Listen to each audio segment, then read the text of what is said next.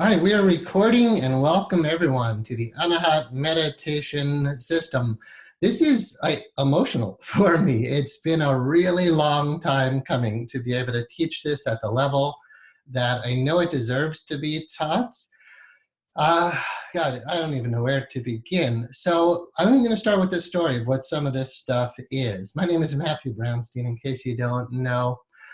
In 1992, actually, is really when all this began. I had a really profound spiritual awakening. Anybody who hears me explain that, hears me say exactly those words, really profound spiritual awakening. And it was true. So some of you have heard this story, but it's really worth starting with the story of how all this came about and just how significant it is for me. So, and for me to be sharing this with you. And I just hope you're going to love every second of it. I'm not here to convince you of what this is, but it's really special and it'll change your life in the most beautiful ways. So I'm not here to sell you anything and I'm not asking for any money or anything. That's how sacred this is to me. And all we can do is jump right in to talk to you about what it is. So with that first spiritual awakening, I went from, normal average guy, I guess, to a full-fledged mystic, like overnight. The entire room that I was in went from normal to filled with just pure light. Not just filled with, but there was nothing but light, nothing but love. There's only oneness. The reality that I was very comfortable to call God then, I was happy to use that word. I'm like, oh, this is God. And before that, I would say I was atheistic or agnostic, but agnostic enough that I was asking. I was in college at the time. And it was so awe-inspiring what happened. It was like, whoa, my whole reality just changed from what could have been a life, average life, but, filled with pain and suffering and feeling separate. And this was pure oneness and pure unity. It was pure joy and pure bliss. And it was a certainty that I never experienced before. There was something real. Life had actual meaning. And I just figured, wow, this is how I feel. So it's got to be this way for the rest of my life.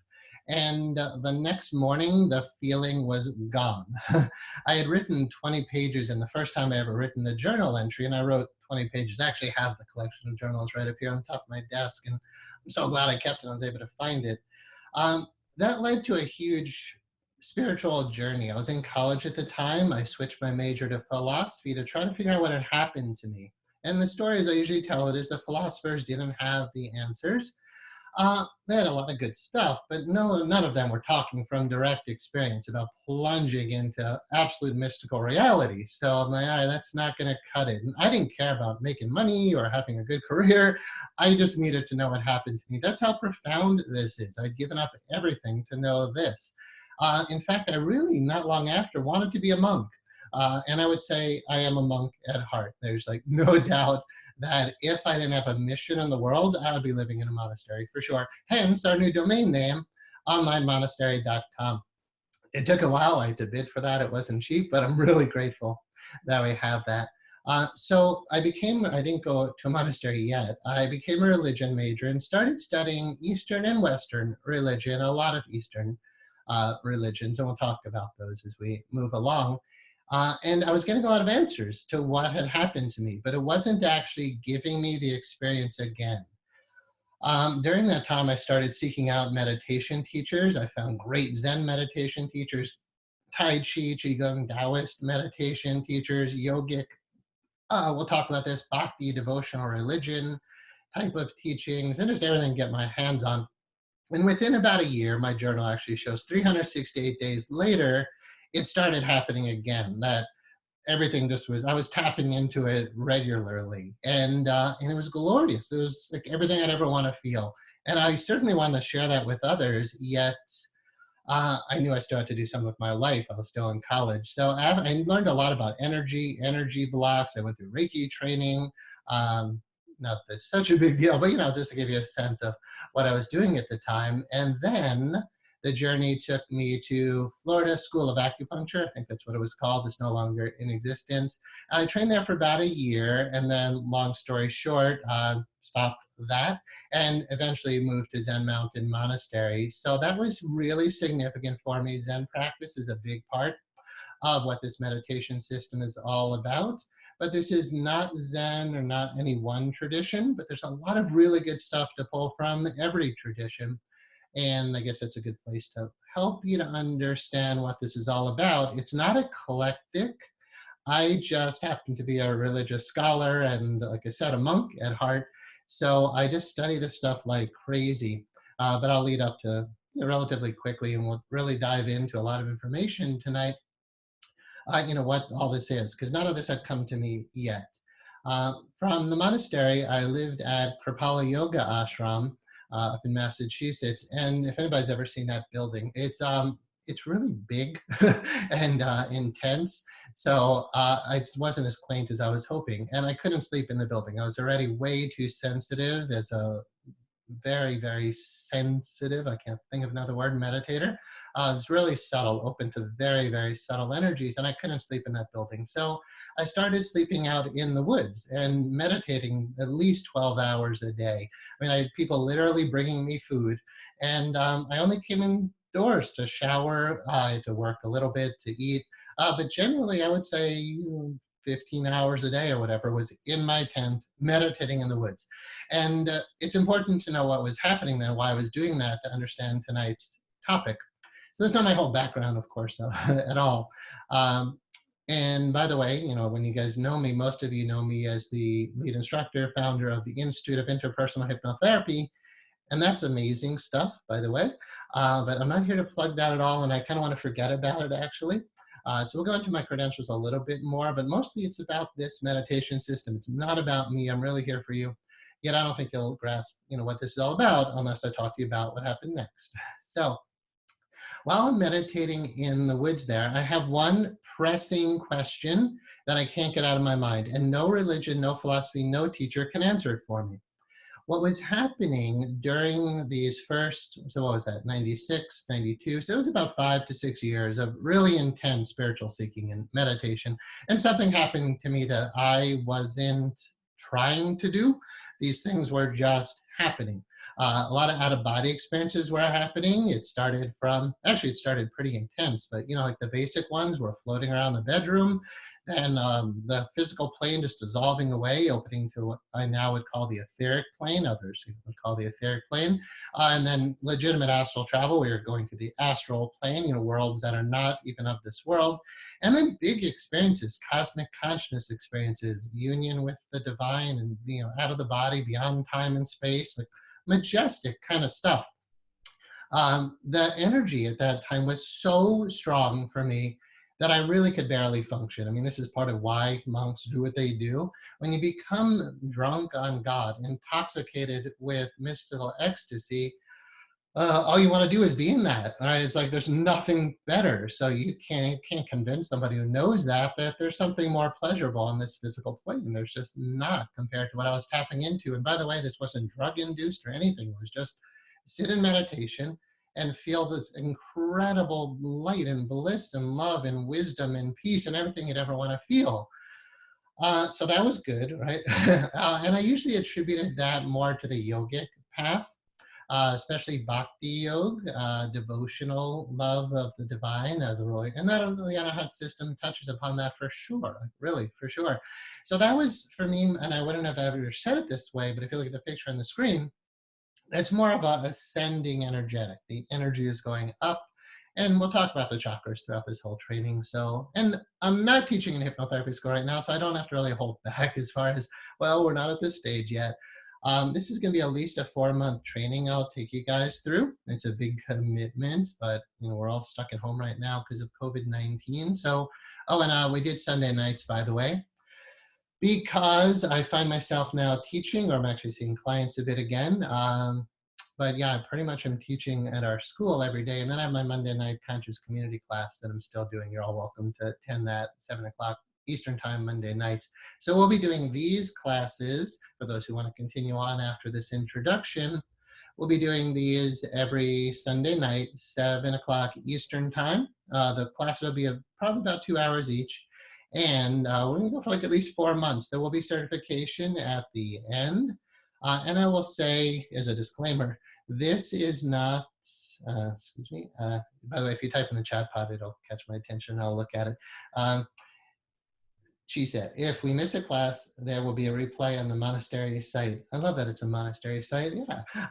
Yeah. I'll do screen share with you guys and show you that site. We'll navigate through it a bit. Within 24 hours after these classes, I'll post it on YouTube. I'm not sure if that'll be public or not, but if you go to onlinemonastery.com in the meditation section, these will be posted, and I'll show you how it's going to go. This is a legitimate training. It should take 2 years to go through the entire training, but I just don't think that that works this day and age. It'll take you at least 2 years to even grasp. I mean, you'll start to, and I'm sure right now, just looking at the pictures on the screen, you get some sense of what this is all about. But until you've been actually practiced, it's like yoga or Tai Chi or Qigong. Specifically, I would say like a very full yoga flow or a very full Tai Chi experience. But you can see it physically. It's all happening internally. So I can't really do a demonstration for you. I can only try to convince you of just how awe-inspiring this whole process is. It'll take at least 2 years from when the revelations, which I'm about to talk about, came to me. There's like an inner wisdom teaching me how to teach this. And it really should be a month in between each meditation.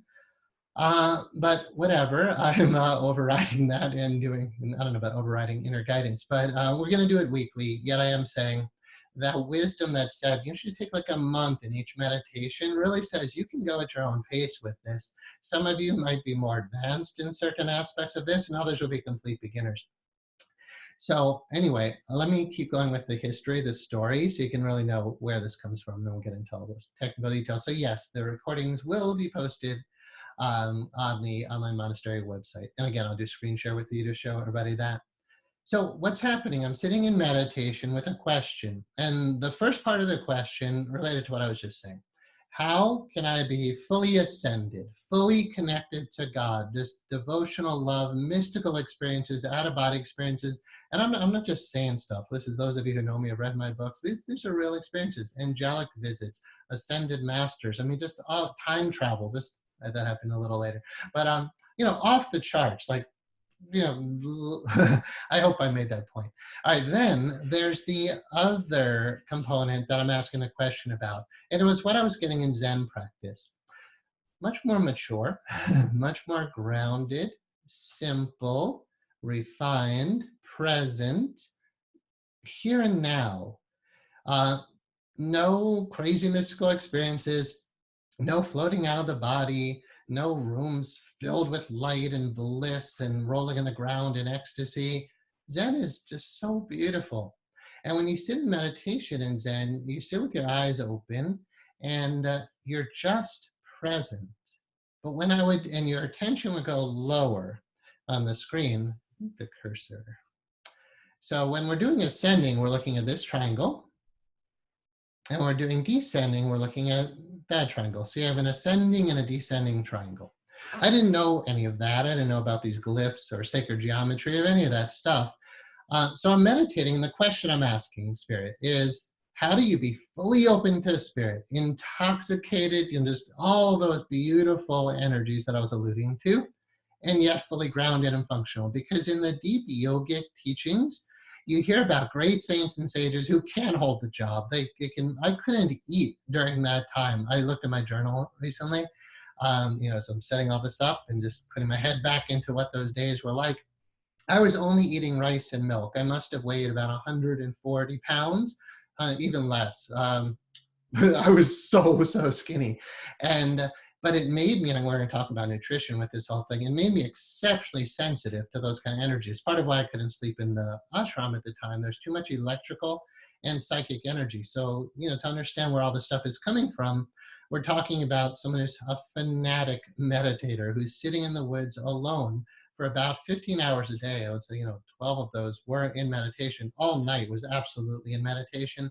And my body becomes so sensitive. I understood why cows are so sacred in India, that the yogis would drink milk. It's very nourishing, and back in the day, it was probably very pure. So I was only doing rice and milk, basically, to keep myself alive, with one pressing question.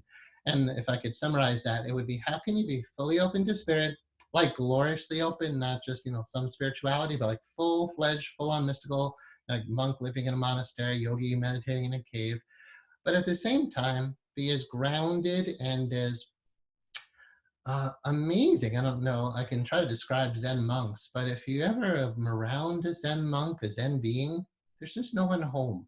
They're so clear and so present and so peaceful. Yet Zen, specifically Buddhism, is non-theistic, and that's awesome in so many ways. I love Buddhism. We'll talk about it during this training. And I absolutely love Zen practice and still practice Zen to this day. But it wasn't enough for me because I had opened up to what I would say, they don't use these words as much in Zen practice, but the higher chakras. And even one of my Zen teachers, up at the monastery, he would actually encourage me. He's like, no, you can focus up here. But most Zen practice didn't do that. It just didn't have these theistic overtones, which were really important to me. So I'm meditating all these hours, just praying, how can I have both? I need to be grounded and functional in this world. I can't be like the sages of India who, I was talking about like milk and rice. You study the lives of Ramakrishna, was a great example of this. Anandamoy Ma was an amazing example. There are certain saints who can function. Their disciples feed them. Ramakrishna would be so drunk on God, as we'll talk about all this through the. So here's this central channel here, the line that goes up the center of the body. When that energy is moving up your spine so strong, we'll talk about kundalini awakening throughout this training, different ways.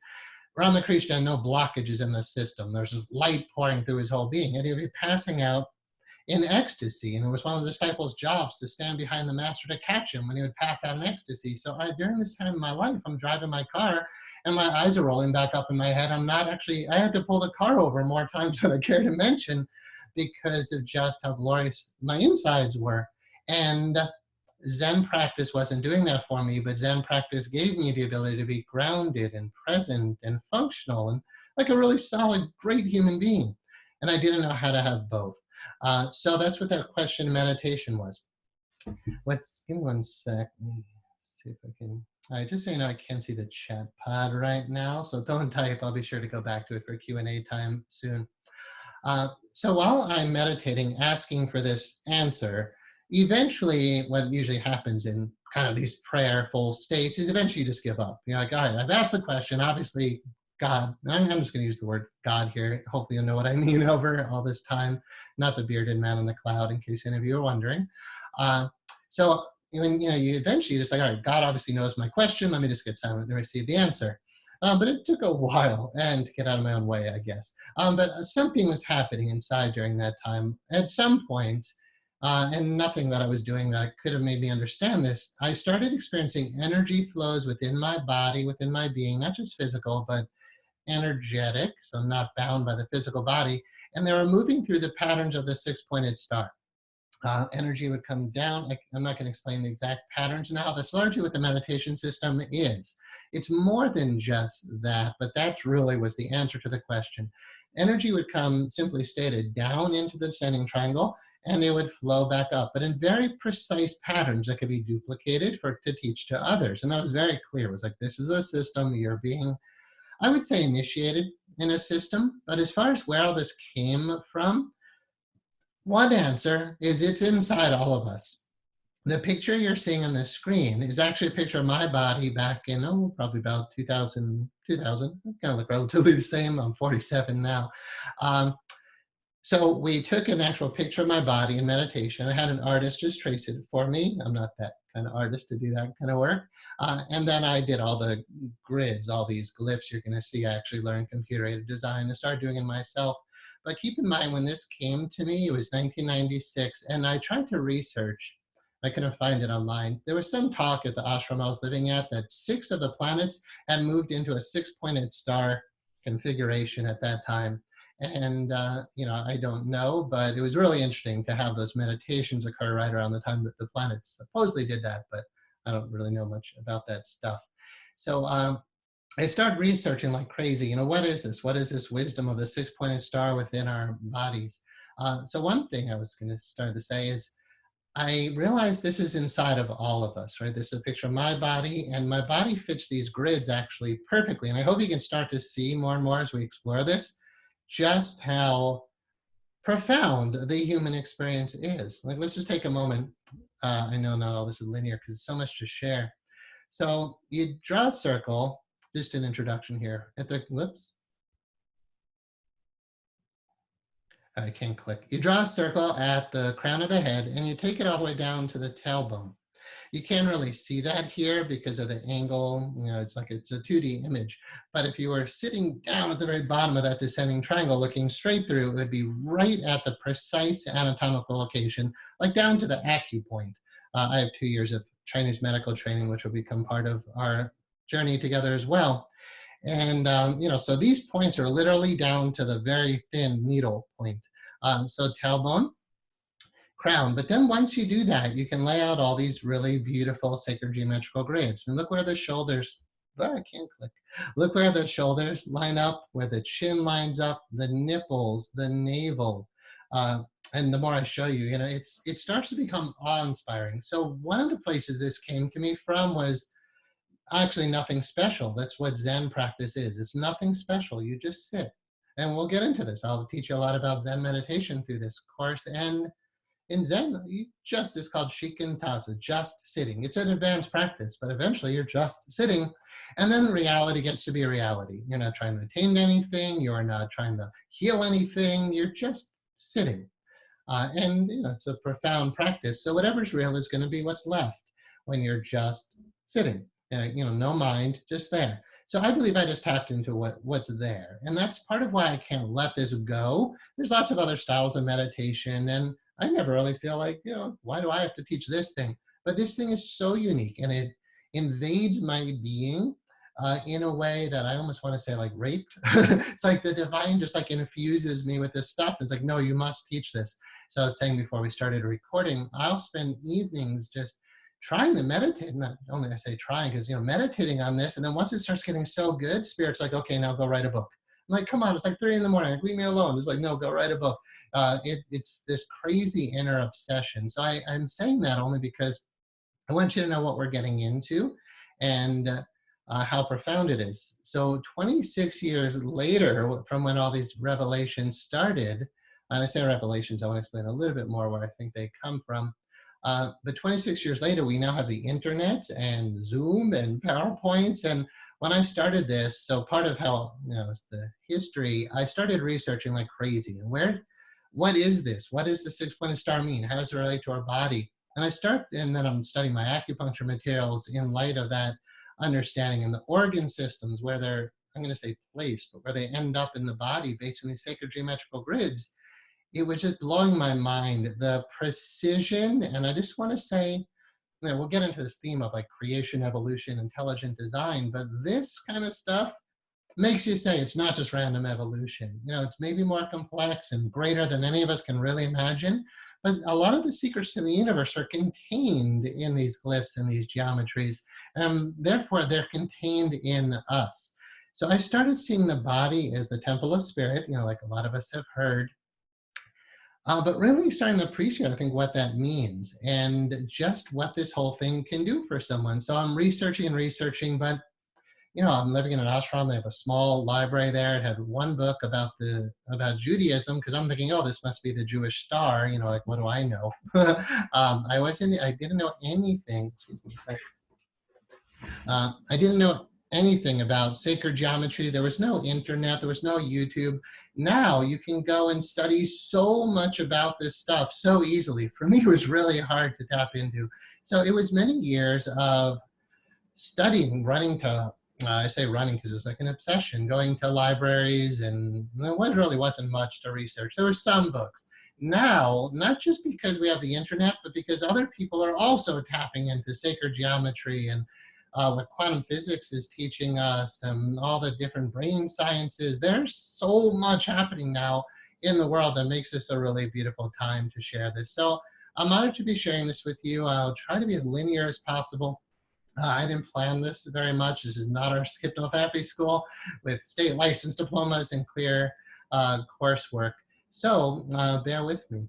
All right. I'm going to start moving through the PowerPoint a bit. Eventually I'll go to the chat pod, and hopefully everything's just working well.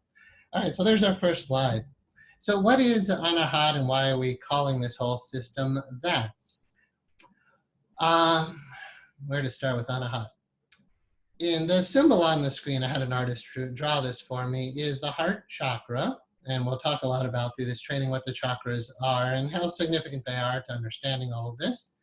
This symbol for the heart chakra is a 6-pointed star and a 12-petaled lotus. And the name for that chakra is Anahat. So I want to talk to you about what the word means and just how profound the implications are. And also, excuse me a sec, I'm seeing hands raised, and that means maybe I need to be sure the chat pod is working.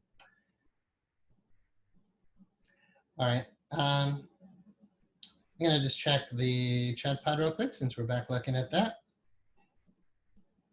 So you lost weight during this time, said Deline. I was always super skinny as a kid and during that time, but we're going to talk about nutrition during this. I was vegetarian and pretty much vegan and getting towards largely raw food, which explained a lot of the out-of-body stuff and the incredible energy that would move through the system.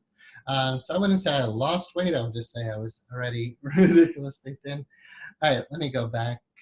Yeah. If you raise your hand or use the Q&A, it's going to break up the flow, just so everybody knows.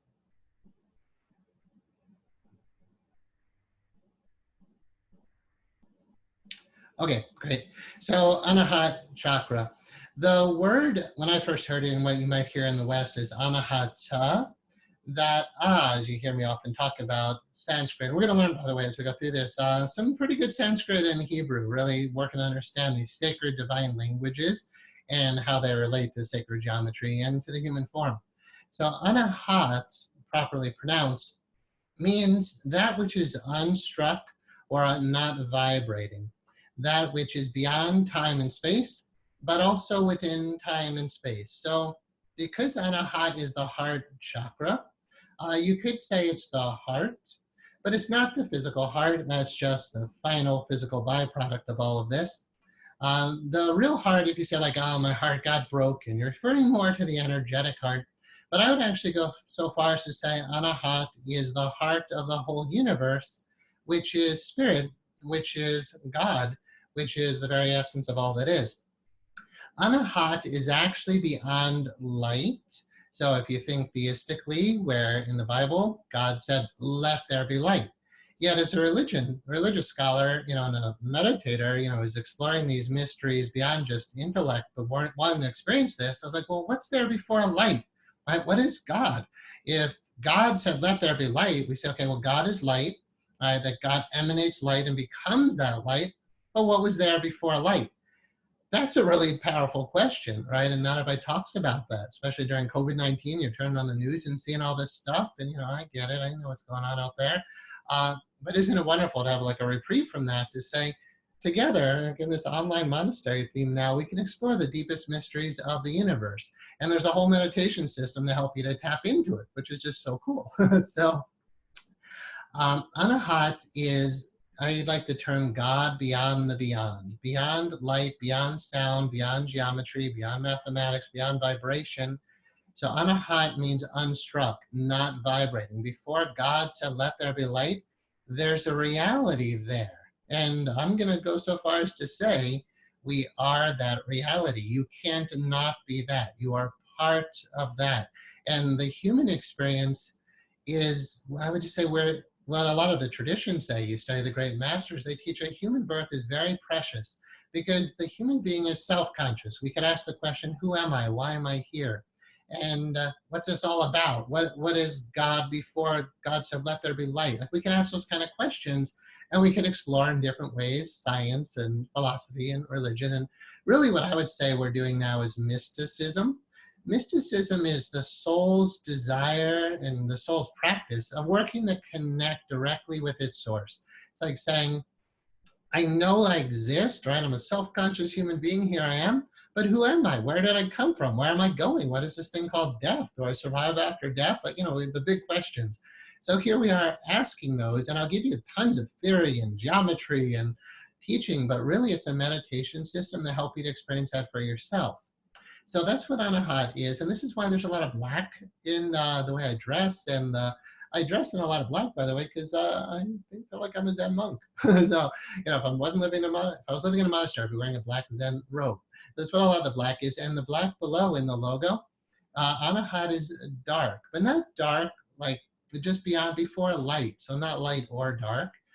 There's no way to describe what that is, yet in deep meditation, you can go there and experience that for yourself. And that's my intention to guide everybody who wants to do this journey with me. There's another term called Anahat Shabd, and Anahat Shabd is the unstruck sound. My company that publishes my books and other people's books now, it's called Silent Light Publishers. Silent Light is Anahat Shabd, the unstruck sound. It's light even before, it's hard to grasp, but even before vibration, when God said, let there be light. But at that very moment, so listen to the way that's worded in the Bible. It says, God said, let there be light, not God thought or God dreamed up. God said, which implies, and then you hear in the New Testament, in the beginning was the Word was with God, and the Word was God, and the Word is God. So it's implying that when God said, let there be light, that there's the sound, there's word, there's a vibration. So the light is also a vibration, it's sound. And the one thing you don't hear about as much, you do hear, you study scripture, you hear God is light, God is sound. God is also geometry. And once you start kind of catching on to that, and not geometry like what you hated in high school, right? There'll be no math, by the way, during all of this. There's just an intuitive way of understanding geometry. We're going to go through a lot of that tonight. I want to give you, by the way, tonight, just the introductory overview. And then I'll talk about, if you're grooving and all this stuff, how you can continue on with me over the next 4, I'm going to say plus, I think it'll probably be more, 4+ months. And eventually, if you go through enough of the training, I'm not sure exactly at what point, but there will be just a certificate of completion. And then if you really go through the whole thing with me, which will be I'll be so beyond honored to take you as far as I know this stuff goes. And believe me, I don't know how to sell you on it. I can just say it's worth it to stick with it. It's not necessarily easy, but it's worth it. If you really get through and you feel like, wow, I love this, I want to do this and teach this, share this with others, then there is a certified Anahat meditation teacher. It's not part of our institute. It's not a state license diploma. It's not based on those standards. So it's very much going to be up to me and like our relationship as it develops over time. This is why I'm doing this in a relatively small group, but eventually, with the internet now, this can get really big. So I'm excited for that, but I can't tell you exactly how it's going to unfold. I'm just committing to at least 4 months to take everybody who wants to go through the whole training to go through. So it's a little bit about what Anahat is. You could just say it's the heart chakra. Its symbol is a 6-pointed star surrounded by a 12-petaled lotus. The image you saw in the previous slide, the very first one, and the image below is called Metatron's cube. And I'll explain some of that geometry tonight. And I really hope, just as an intro, to blow your mind with some of this stuff, the precision, there's no way it's a coincidence kind of thing. And then again, guide you into a whole meditation system that I practice every day. Especially when I recommitted to teaching this stuff, I started really practicing it again. I'm like, oh yeah, that's why it won't go away. This is just off the charts amazing. So that's the Anahat chakra image. A little bit of history. I've been touching upon that. I don't want to talk too much about me. So I mentioned the first variant, and first of a lot of that kind of stuff. I hope you get a sense of that. I want you to feel like the person who's teaching meditation knows what he's talking about, because I'm sure anybody can just teach an online meditation course, but this is different, and I really hope that comes across in understanding my story. So first awakening in 92, then philosophy and religion in college, eventually my first acupuncture school, Zen Mountain Monastery, Kripalu Yoga Ashram. The Anahat revelation started in 96. I opened Anahat, I'll show you a couple of pictures. I opened Anahat Meditation Center in Massachusetts in 97. I started teaching. I was doing my hypnotherapy practice at the time, and I had a center. It was a pretty big room, and eventually I took over the downstairs in that building, so I had a really large room.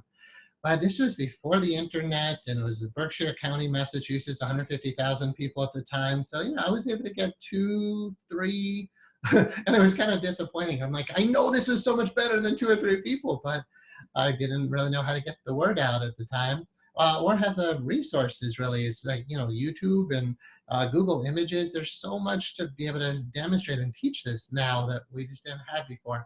So, maybe I'd have 6, 7 people in the room at a time. Nothing like, I just was like, I know this is bigger than that.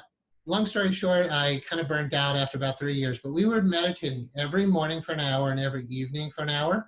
And it was called Anahat Meditation Center, but in many ways to me it was Anahat Monastery. And that's how I was living, as if like I'm a monk and I'm guiding students through a sacred meditation system, like a sacred initiation. They were really heartbroken when I left, but I was just too young to do that. Long story. So um, I actually taught again a lot in, some of you are here tonight, which is awesome. Back in like 2000, I taught in South Florida for quite a while in Delray Beach. And I had a nice group of students then. They learned some of this, but I don't think anybody was officially initiated in the system. And then I just felt like my spiritual growth was not done, and it's never done. But I wasn't satisfied. So I actually went to India, lived in the Himalayas for quite a while. I'll show you a couple of pictures of that. And when I came back to the States, I spent 2 months at a friend's house who might be here tonight, hello, writing my book, The Sacred Geometry of Meditation. And that took about 11 years of research. The problem with this stuff, if there's a problem, is I was never able to make money at it. So as many times as I try to teach this full force, it's like, wow, you just can't really make a great living teaching meditation. Maybe you can this day and age, but back when I was doing it, like, So I eventually opened the hypnotherapy school, which, proved to be very successful, which is why a lot of you are here right now, because we have the school. Um, yeah, anyway, I do want you to know that, like, so much of who I am is the Anahat meditation system, and the hypnotherapy school. It's all wonderful stuff. Yet that was just because I needed to make, like a healthy living. And that's, super good stuff. And you'll see how it combines with this, by the way, I'll touch upon for sure. So eventually, after writing the book, I moved back to where I was living in Gainesville. I went to school and opened Anahat Meditation Center again. That was much more successful. I learned a lot more about business and was making some really nice money. Eventually, I opened the school and the association.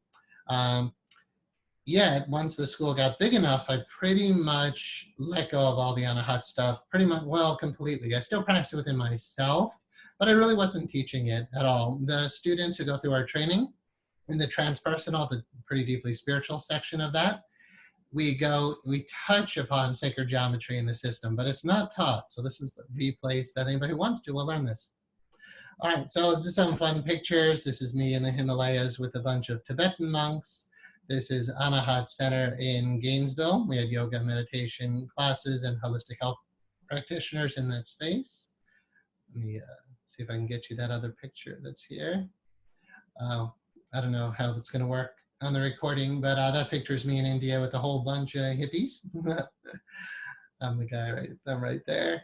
And then this was a monk yogi I was meditating with in a cave. Like, he was like the real deal for sure. Just to show you, I really did get very into yoga. And this is at my dear friend Christy's house, writing the Sacred Geometry of Meditation book. I took over her dining room table for about 2 months. But again, it took 11 years to write the whole book. All right, let's go back to big. I'll keep moving through this. Eventually we'll go back to chat pod for sure for Q&A. Those of you who have been connected to our school in any way, or the Hypnotherapy Association, you'll see I've actually hidden a lot of sacred geometry in our logos, but never really explained to people what that's all about. So there's Anahat, the Anahat symbol. This flower is just more artistic design. I'm not even sure if the geometry proportions are correct, nor is this triangle necessarily an exact equilateral triangle. But we have a really nice logo designer. She did a good job. But really, it's the logo, the heart in the center, Anahat chakra in the center, and same with the school's logo. We'll get into tonight a bit the squared circle. I'll talk to you kind of how that goes and how profound that is. So in our school's logo, Anahat chakra, the 6-pointed star, and the squared circle. That was always the symbol for Anahat. Anahat Meditation Center, and when I put the wreaths around it, then that's when this became a school of hypnotherapy. But again, we're not going to hypnotherapy with these teachings. Yet again, it just shows how core this stuff is to me. The Anahat meditation system has 12 core meditations. I'll show you different ways to help to explain that to you tonight. And over the years, because they are geometrical glyphs, the way the energy moves through these geometries in your body, offering benefits, and I'll give you a big list of benefits tonight, because I do want you to, in some ways I gotta kind of sell you in why you want to do this, right? Not that I get anything out of it financially or anything like that, but I just feel like if someone's going to introduce something to you, you should really know what you're getting into. And, you know, it's a commitment. Like, why are you going to put so much time and energy into meditating this way? It has to be worth it. So it is my job to work to convince you of that. So when it starts here at the 1 o'clock position, you can click. It starts here at the 1 o'clock position. And I'll give you the brief overview of how the energy moves, yet I encourage you to pace yourself with me during these classes once a week. I'll take you through the next step. And we're not even officially starting tonight. I will give you some basics on how to meditate really well, but official initiation into the system, if we want to call it that, will start next Sunday. So this is just the overview. Meditation 1 is called Descending. And by the way, while there's 12 meditations, there's 4 levels. And it's got progressively deeper and more advanced. And even if all you did was learn just basically how to meditate out of this class, because I have to talk to some of you as if you're total beginners, it'll benefit your life for sure. We know meditation is awesome. Now, you hear about mindfulness nowadays. That's just, it's great, it's wonderful, but it's stripped of all the spirituality. And the part of why this is onlinemonastery.com, the Anahat teachings, the Anahat meditation system is, to me, this is full-fledged spirituality. I'm not hiding that there's a reality called spirit, and there's profound implications of being open to that. So any basic meditation or mindfulness training is great. But once you start realizing just how deep the rabbit hole really goes, it's, God, this is so worth it. So meditation 1, Descending. That's very much the Zen energetic I was talking about. It brings you here and now, present, focused, clear, in the moment, precise. The clarity that comes from that is wonderful. If every human being did that, it'd be glorious. Yet it doesn't necessarily open you to the higher mystical experiences. That's just not really what Zen practice is about. Meditation 2 is about the heart. So the center of that circle. Really, whenever you look at the center of any of these glyphs, you're pretty much, I don't want to say any of these, but the center of these glyphs you're looking at is the heart. The heart is always the center of all that we do. A lot of the work that I teach in our school, and a lot of just when I'm doing my kind of spiritual teaching theme, is about opening the heart, clearing emotional blocks. That's huge in this practice. The heart-centered work, and this is part of why it takes like at least a week, but a month, but really like 2 years or more. It should be like a month in between each meditation. I'm doing this again weekly for you. But what's happening with each meditation is a profound, I wish I had a better word than profound. I know I use it a lot, but it's stuff is profound. It's a profound inner transformation that occurs with each meditation. It does something to you. And when you get to the heart-centered meditations, it's about clearing all your emotional blocks. All right, so it's an intense journey. You can, when this system is done, the term I'll show you in our training manual is called fruition. There's workbook lessons for each of these meditations I'll show you. They're not all posted online yet, but they will be as we go through this together. The heart-centered stuff is going to clear every block you have, and to get to the state called fruition, where you really appreciate what all this is doing to you, which again can take years to experience, you can't have any more emotional blocks in your system. Again, a big part of where hypnotherapy and the deeper work we do with that comes in, because you clear emotional blocks and you heal your physical body. You know, psychosomatic illness can't last when you don't have emotional blocks anymore. And your heart is meant to be filled with love and peace and joy and bliss and the experience of oneness. And, you know, a big part of my spiritual path, which I'll be introducing to you with the heart-centered stuff, is devotion. One of the highest paths to God realization in this work is called Bhakti Yoga, devotional love of God. And you don't get that in Zen practice. So Zen wasn't enough for me. And honestly, no one religion or spiritual path was enough for me. They all have such wonderful teachings, yet I knew I was still seeking for something more. And this whole thing came to me. I was like, wow, this ties it all together. I was reading my journal recently as I was getting back into this. It's like, wow, I knew when this came to me, it was everything I've been looking for. So by the way, you can practice Anahat meditation no matter what spiritual path or religion you're on. And I'll show you a lot of the stuff you'll learn here in one of the slides we'll get to. You'll learn about so many deep spiritual mystical paths through this, and it only enhances any spiritual path or religion you're already in. So this isn't its own religion. I never want that, and I'll state that right up front. Not a cult, not a religion, not dogma. just a guy who has this information to share with you. I would say, sure, I'm a teacher, but that's as far as I want to go with titles. And I would encourage you to do the same, depending how far you go with this. You know, we're not here to create a new religion, but this will help you to deepen any religion that is yours, or the ones you kind of like to dabble in or whatnot. Yet my experience in deep spiritual practice beyond religion is you have to practice. This is a meditation system. You have to get on the cushion. Some of you just won't want to do it. That's okay. But it takes spiritual discipline in yogic practice. That's called sadhana, spiritual discipline.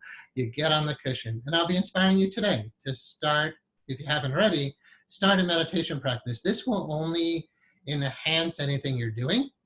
If this becomes your own path, that's awesome. I would say it's mine and it's others, because I've taught this over the years, again, over 26 years. But this is really the time, this is time to disseminate these teachings. So again, going back to the second petal, I won't spend too long on each of these, but every time we meet, I'll go deeper into each one of these and the different levels that they go through.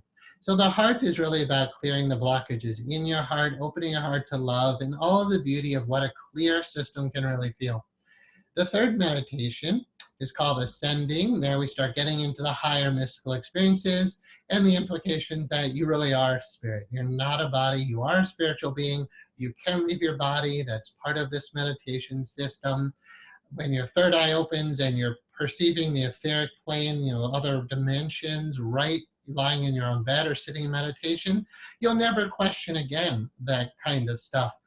And there's a lot of science now that's backing this up. It's, you know, you study string theory or this new E8 stuff is amazing. And they're talking about multiple dimensions. Well, us mystics have been talking about multiple dimensions for thousands of years. And we're not backing off on that because, you know, when you tap into it, you know it's there. And I'm sure a lot of you have had spiritual experiences that make you realize you already know that there's something there. But that something else, I would say for most people, is so much more glorious than we realize. And that's what the ascending model is all about. It's not just out-of-body experiences. I'll teach you a lot about deep samadhi meditation. We'll spend a lot of time on that. And really, we're talking about as deep as you can possibly go in meditation. So no matter what you practice, just to utilize those teachings with whatever you're doing is only going to enhance what you do. So I can almost guarantee I'll help you to be a better meditator through all of this, yet I hope so much more. And actually, I know so much more. I know it's so much more than that. Number 4 is sexual energy energetics, or not energetics, it's called sexual energy. That's a huge topic. We're going to go into it slowly, yet the Anahat system acknowledges all 7 chakras. You are a 7-chakra being. You'll learn more about what that means if you don't know yet. We'll cover those a lot. You're still having the human experience. You still have the body has the need for food and shelter and clothing and water and everything else that needs to be human. This system doesn't deny that. In fact, look at the first meditation, descending. By the way, and I know this is not linear, I apologize for that. I did not invent this stuff. It's important to understand this came through me. I'm just the messenger. So I was in awe as well when I'm watching the energy move through my system. Like, wow, this is so intelligent. I don't know where this really comes from. I'm starting to understand more and more over 26 years where it comes from. It's not just, I can't go into all that now, but it has its own wisdom it built into the system. And it took a little while to I knew right away this was significant, but more than I realized. So anyway, it acknowledges all of who you are. And the sexual energy is a big part of who we are. Level 2, so level 1, we touch upon the sexual energy, but we don't really go too into it. Level 2, go into it a bit more. Level 3 is very much dedicated to understanding working with sexual energy. And that's a very intimate, private type of thing. So I've never taught that online in this way. We'll see how that goes. It'll be totally discreet and professional, yet I can't deny that there's a very strong sexual energy component to this work. That's meditation 4 and also meditation 5, where we start sublimating or transforming sexual energy.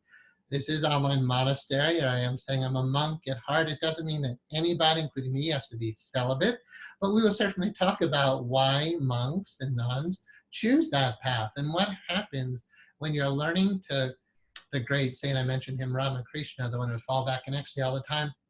One of his disciples was asking him to show me God. And he said, how can I show you God when you're just a leaking bucket? And he was referring to the fact that this person wasn't practicing what's called in Sanskrit brahmachari.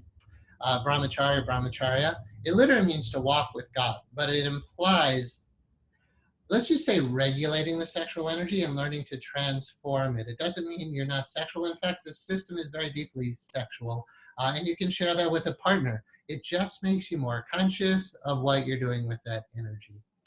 Okay, next one, meditation 6. This is actually the first one that came to me.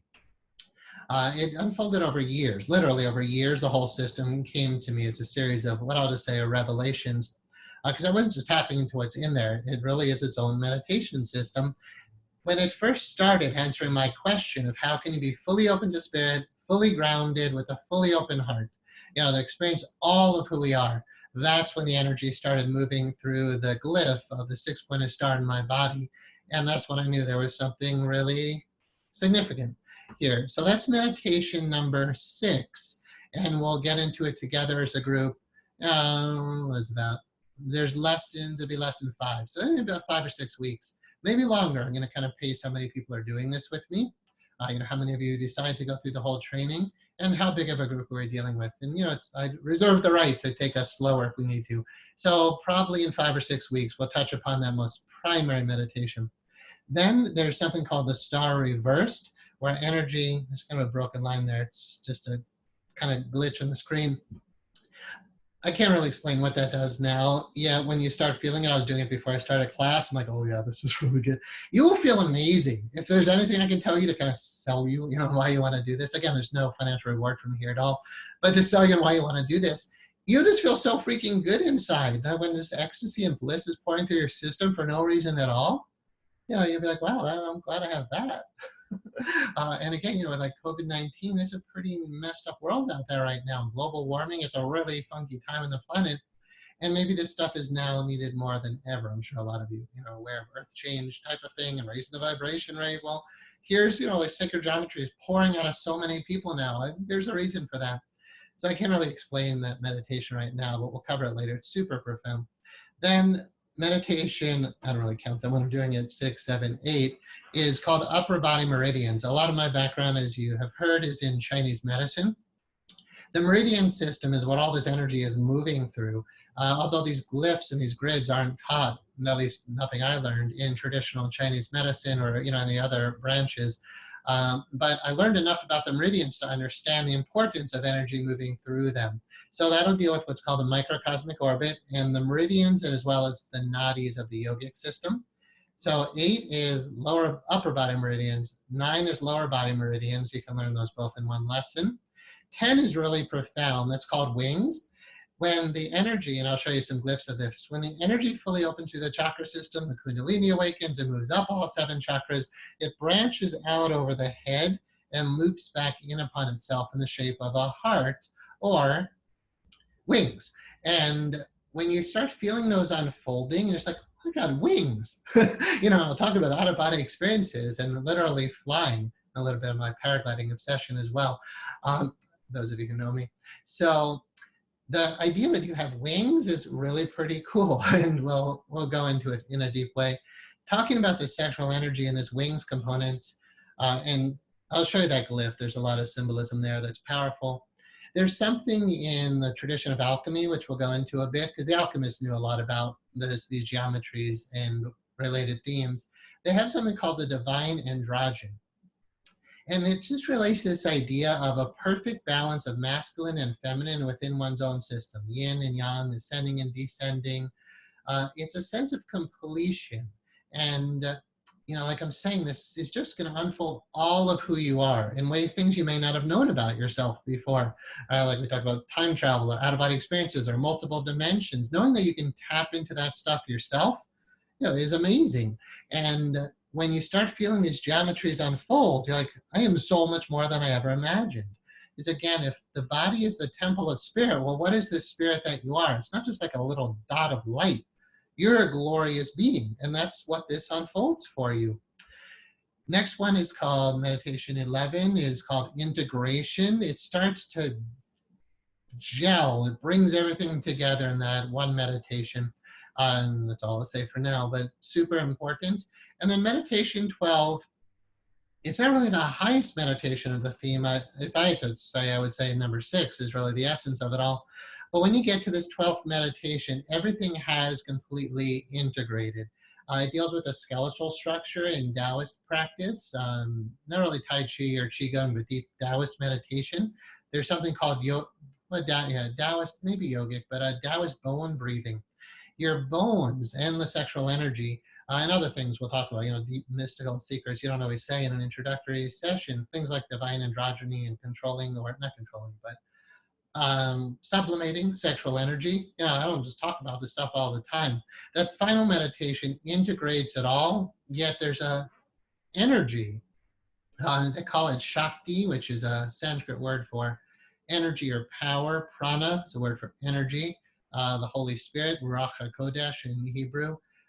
Chi, Ki, Reiki. This energy, animal magnetism in hypnosis talk, that is in you. And what happens in this system is you start cultivating it. In Tai Chi practice, you learn to find your Chi, and then cultivate your Chi, and then move your Chi. We're doing that during this meditation system, but I can't show you physically. I can move my hands to show you where the energy goes. All right, so here's a little fun thing. You know how Christians, which I'm all good with, do the cross, right? In Anahat, we actually trace out the pattern of the star in the body. The cross is a Roman crucifixion.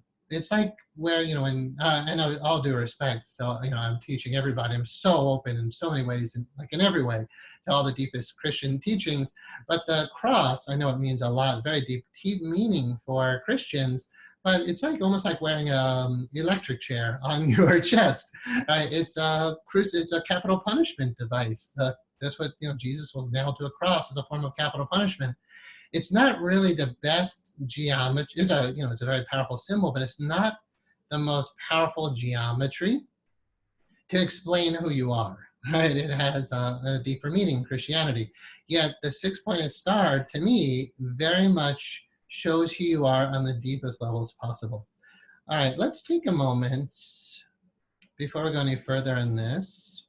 We can go back to the chat pod. And let's do a little Q&A. I don't want to take too long because we have a lot to cover, yet I don't want to only be yapping. So let's open it up to you guys a bit.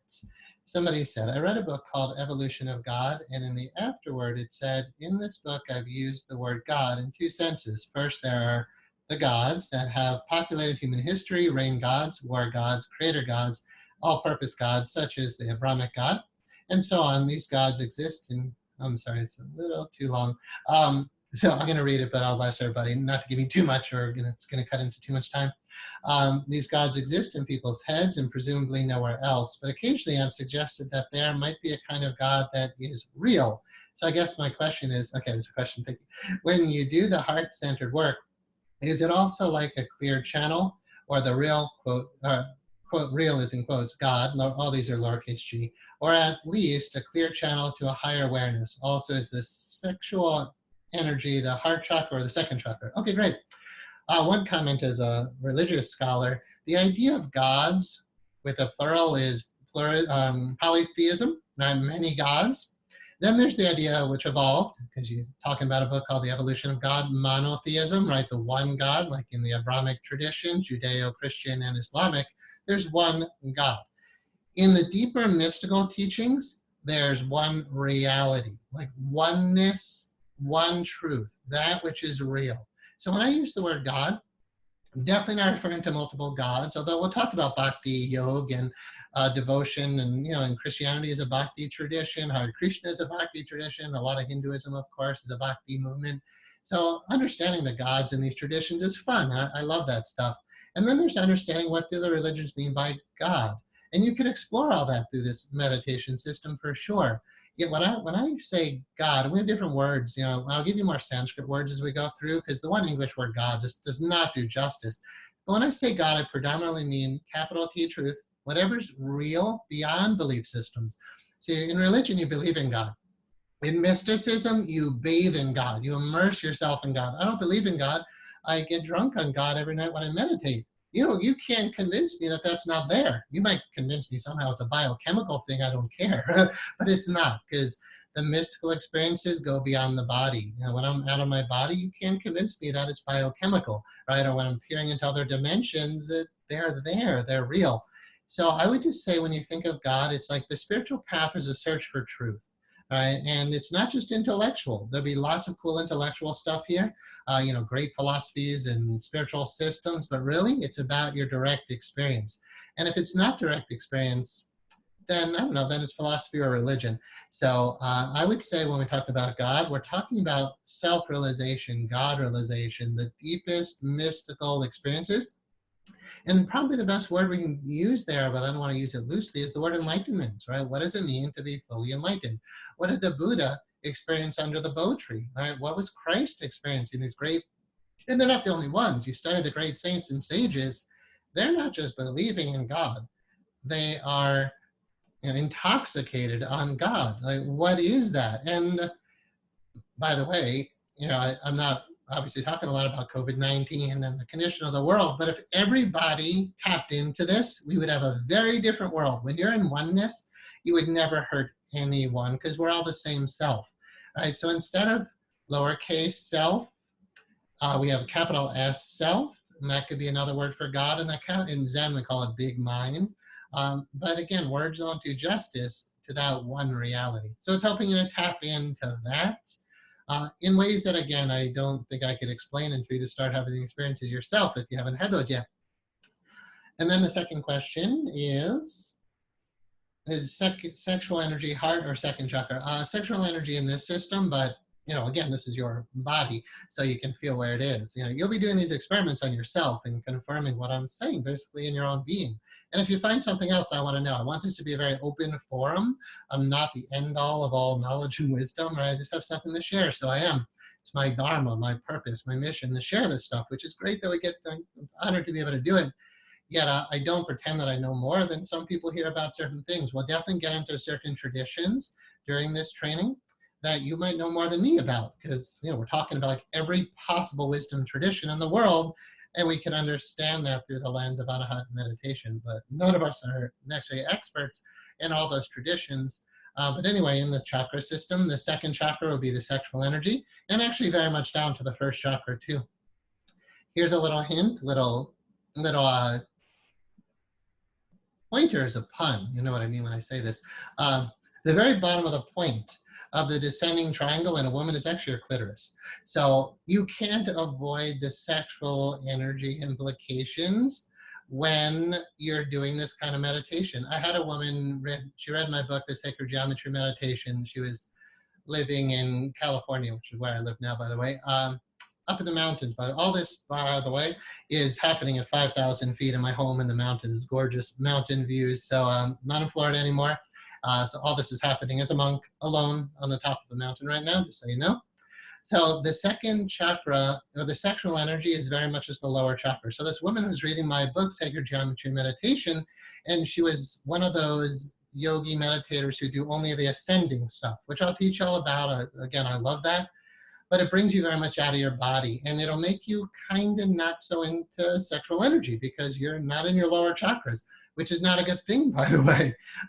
It's not a great way to live your life, to be only in your higher chakras. Where seventh chakra being, your body needs you. So she started doing Anahat meditation number 1, descending, and she's like, why am I so horny? I'm like, well, you weren't aware that you have a body with sexual energy. So you'll discover that not so much in meditation 1, because there we focus, in meditation 1, we focus on what's called the hara, which is just below your navel, or called the tantian in Chinese. Hara is Japanese, tantian is Chinese. It's a second chakra, about 2 inches below your navel. But in the first meditation, you won't experience really any sexual energy with it, but meditation 4, you do. So, that's just a disclaimer up front. And it's amazing because that energy is so pleasurable. And like, how does a monk work with that? If you're not in a relationship, how do you truly, people have ways of experiencing pleasure, but how do you truly experience how beautiful that energy can be when you're a monk? Like, why did nuns give their whole life to Christ? Like, what happened? We know with priests, when they suppress that energy, that can be some pretty, not so good stuff. But the deep yogis, Taoist practitioners, I'll talk to you guys about Tantra as we go through this training. And the Tao of Love and Sex teachings, that energy is a beautiful thing to tap into and for a lot of people to heal. Right? So there'll be a lot of healing that occurs here. All right. Sunshine said, I'm feeling some serious deja vu. I'm not surprised. Sorry, I'm not saying names, but that's kind of your nickname. Then, interesting, as you described before, our galaxy was created really gives an emphasis on using the term BC. The Bible did not give us much description.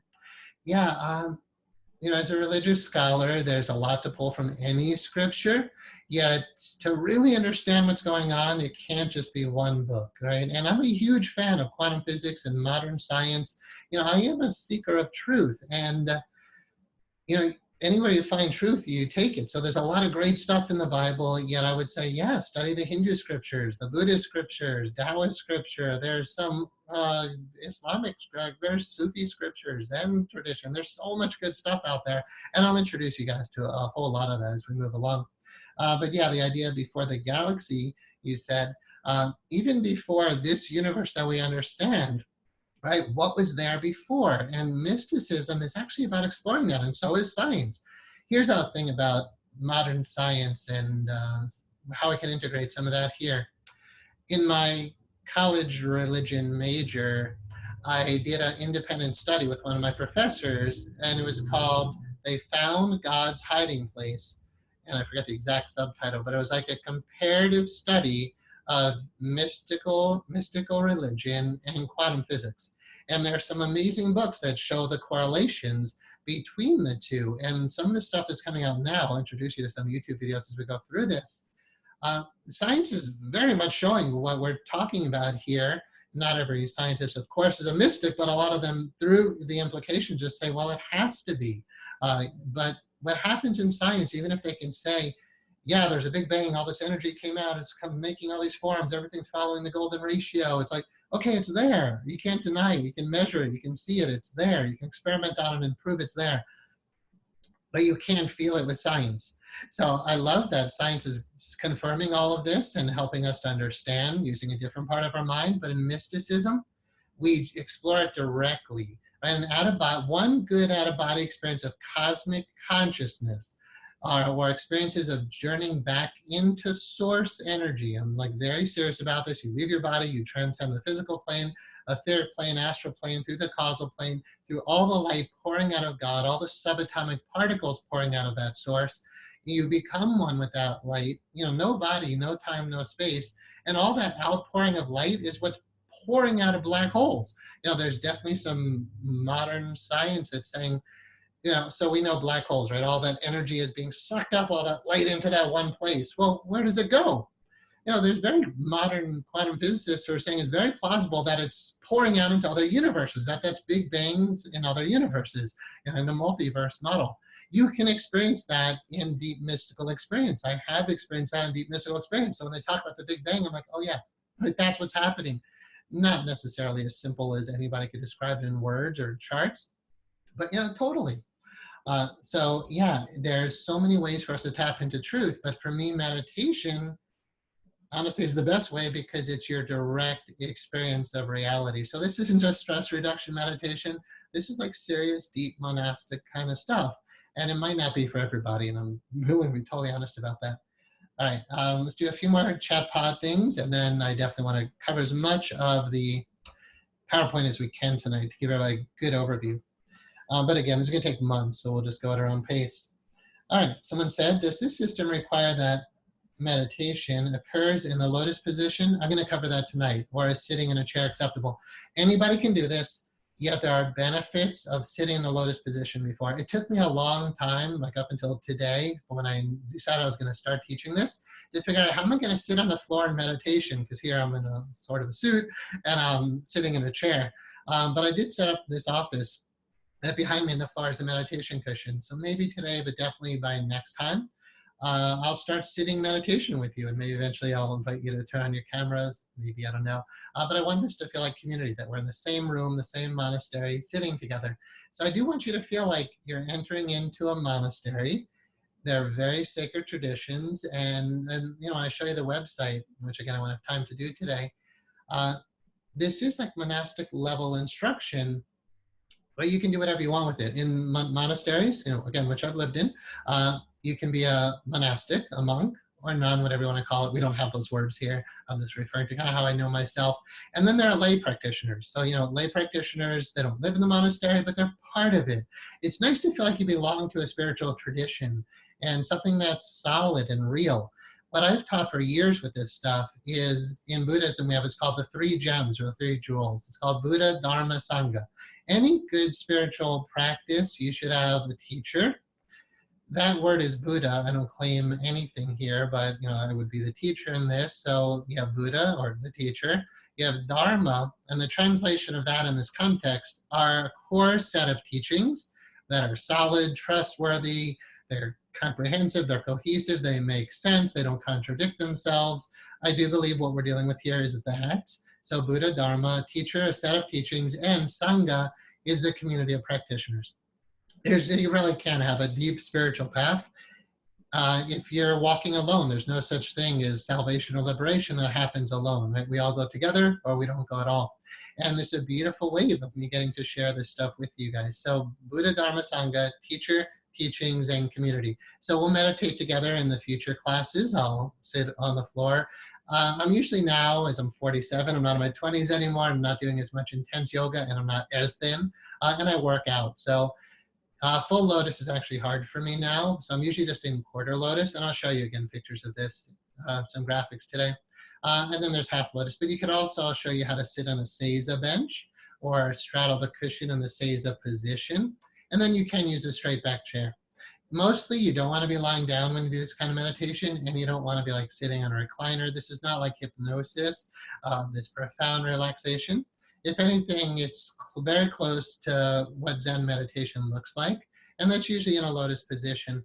But again, I'm mostly sitting in a quarter lotus these days, and you could do the seiza position, which I'll show you, or a straight back chair. Best to not even lean back, because again, it's a disciplined meditation practice. Like, it's the real stuff. All right. Like the guy you saw in the picture of India I just showed you, sitting in a cave meditating like that. So yeah, you could use a chair or the seiza position. Someone said, when doing standing meditation, there seems to be a point below the feet, centrally to the body, that energy meets. Is this considered a chakra point also? Yeah, chakras are basically just vortices of energy. So every acupoint can be considered a chakra. And the point at the feet is called the bubbling well spring. It's not as relevant to Anahat meditation. We deal with the meridians of the legs, so energy will go down the legs, it'll touch that point, it'll come back up. You could focus on it. My experience is it's like one acupoint compared to the glory of all the energy that's there. But this would touch upon that. And yeah, you could consider that a chakra.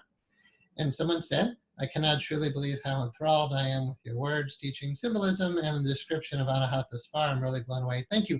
That's what I want to convey. I'm like, this isn't just this isn't just, I'm going to teach you how to follow your breath. This is some awe-inspiring stuff. So with that said, that's the bottom of the chat pod. Let's continue with some screen share. I'll go through as quick as we can because I really do want to show you all these slides. Yeah, we might not make it through all of this, or we'll just run over. So if this goes too long, we'll take a break. And then I'll also post this as a recording. Okay, so where are we in the slides? We saw this one already. I'm not going to go into much more now. I just wanted to point out where a lot of the precise anatomical locations are. There's a lot more that I'll show you here. You also see here the wings shape, the heart shape. This is called the geometry of compassion, when the energy branches out like that. Like the idea of, when does an angel get her wings? When the angel is graduated, when your heart is fully open to pure love and pure compassion, pure light, your aura, if you could see that, and you can learn to see auras, your aura would essentially look like this.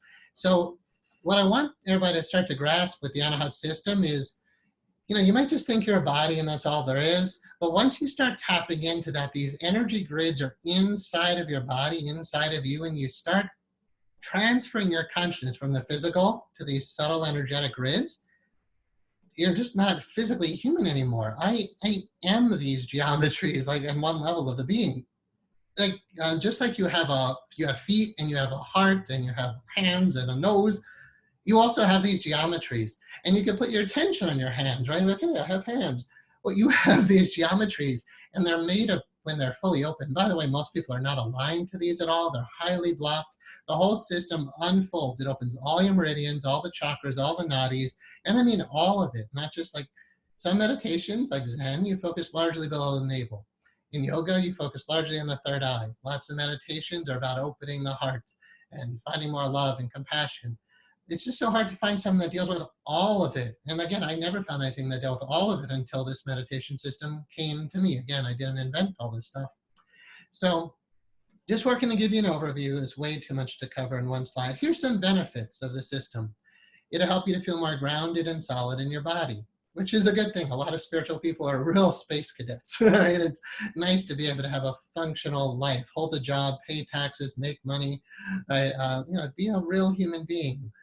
In whatever way. Lay practitioners are not monks. They have families, they have children. You can do all this and still be a householder, be a lay practitioner. But again, like to me, you're part of an online monastery if you continue with this with me. And like, what a feeling of belonging to be part of a community, a sangha with and people will be empowered to teach this more and more. So anyway, very grounded, like a beautiful Zen monk for that first line. Next one, open your heart and clear out old emotional blocks. We talked about that. And again, a big part of hypnotherapy, the way I teach it, is about that. Attain a seat of higher consciousness, also known as witness consciousness. Very powerful stuff. I won't elaborate on it now, but crucial if you don't know about those teachings to really feel free in this life and to clear your emotional blocks. And so when you're in the seat of the witness in the higher meditations, you can look down and observe the human, which has a lot of benefits to not get caught up in your stuff. But then you can look up to spirit, into the higher levels of who we are. And that's a big part of what the ascending energetic is all about here. Tap into the power of the sexual energy and transform it into higher spiritual energies. Again, it doesn't mean you have to be celibate, but it's really worth learning about how to deal with that, how to work with that, and to clear out a lot of blocks that most people have with it. Clear out and balance the chakra system. Just that alone would make a system worthy of exploring. Clear out and balance the meridian system. Whenever there's blocks in our meridian, the Chinese medical system, that model, or the yogic nadi system, the model is you're going to have ill health. And this, every time you meditate, will be clearing and purifying the chakras and the meridians. Integrate your spirituality into your daily life. Because again, a lot of spiritual people can function in this world. Like those who go really deep can't eat normal food, can't walk into Walmart, God forbid, fluorescent lights and that kind of energy. But not that I'd like to, but now I can walk into Walmart without freaking out. But back in the day, it would have been literally painful.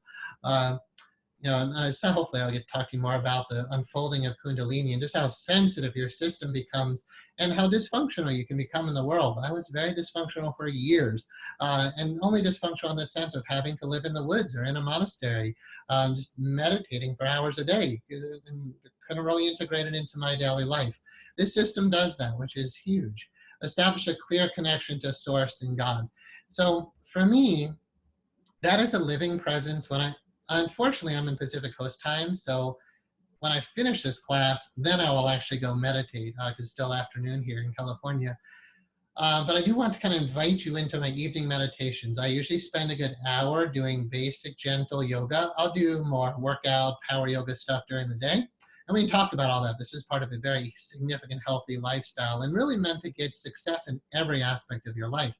But anyway, evening practice for me is done in silence and solitude. Well, not necessarily silence. I do a lot of devotional singing. My point about evening practice, and we'll talk about morning and evening practice with this system. Evening practice, it gets dark, you light candles, you burn incense, and like every night I'm alone in a monastery in my own little mountain. My house is like a mountain retreat. It's like a meditation hall on the top of a mountain is really what my house is. And every night I meditate. I live alone now. So yeah, I'm just in meditation every night, just being drunk in God and hearing the voice for God. And the only thing I don't like about it is when she says, now go write the book or go teach. I'm like, oh, all right. Like, do that PowerPoint. I had to do this PowerPoint. I want to be in meditation, blissing out. Yet it's impossible to do this on your own. We're all connected and nobody experiences this alone. All right, so anyway, other benefits. Purify the system in preparation for Kundalini awakening. I'll recommend some books. We don't intentionally awaken kundalini, if you know about that in this practice, it's best for it to have, honestly, I know how to do it. If you were here, I could awaken your kundalini. That sounds to me when I say it egoic, but it's just true. But it's not good to do that. It's better to prepare your system for it to awaken in its own way, in its own pace. Briefly stated, kundalini, when all the energy comes in through the descending triangle, it comes down to the tailbone, and it wants to loop back up through and just pour through you in bliss. It's what it is. It's pure light, pure bliss. But almost every human being, 99+% of the people on the planet are very blocked. The chakras are blocked, the energy doesn't move. And you know what that's like. You're human, you're having the human experience, emotional blocks. You're not filled with bliss and light all the time. The kundalini is a dormant spiritual energy resting basically in the first chakra area and very connected with the sexual energy. You cannot avoid in deep meditation, like I said before, sexual energy, especially when you're awakening kundalini. When you clear enough of your blocks, the kundalini will start moving up the central channel. In this system, I call it the core central channel. It's the line right up the center of the star tetrahedron. We have lots to teach you guys. Anyway, it needs to be done properly or it can cause serious challenges for you. I wouldn't say problems, but definitely challenges. So we'll be very responsible with that and not take that lightly, but be aware that it's a real reality. So again, later. Realign the sacred geometrical grids that underlie the human form. I don't know if people realize how important that is, because not a lot of people know about this stuff. Let me just say, when the grids are aligned, it's still a body. It could have health issues, but personally, I don't have any health issues. I'm 47. I've been meditating for started in 92, however long that is, 25+ years of being a very avid meditator.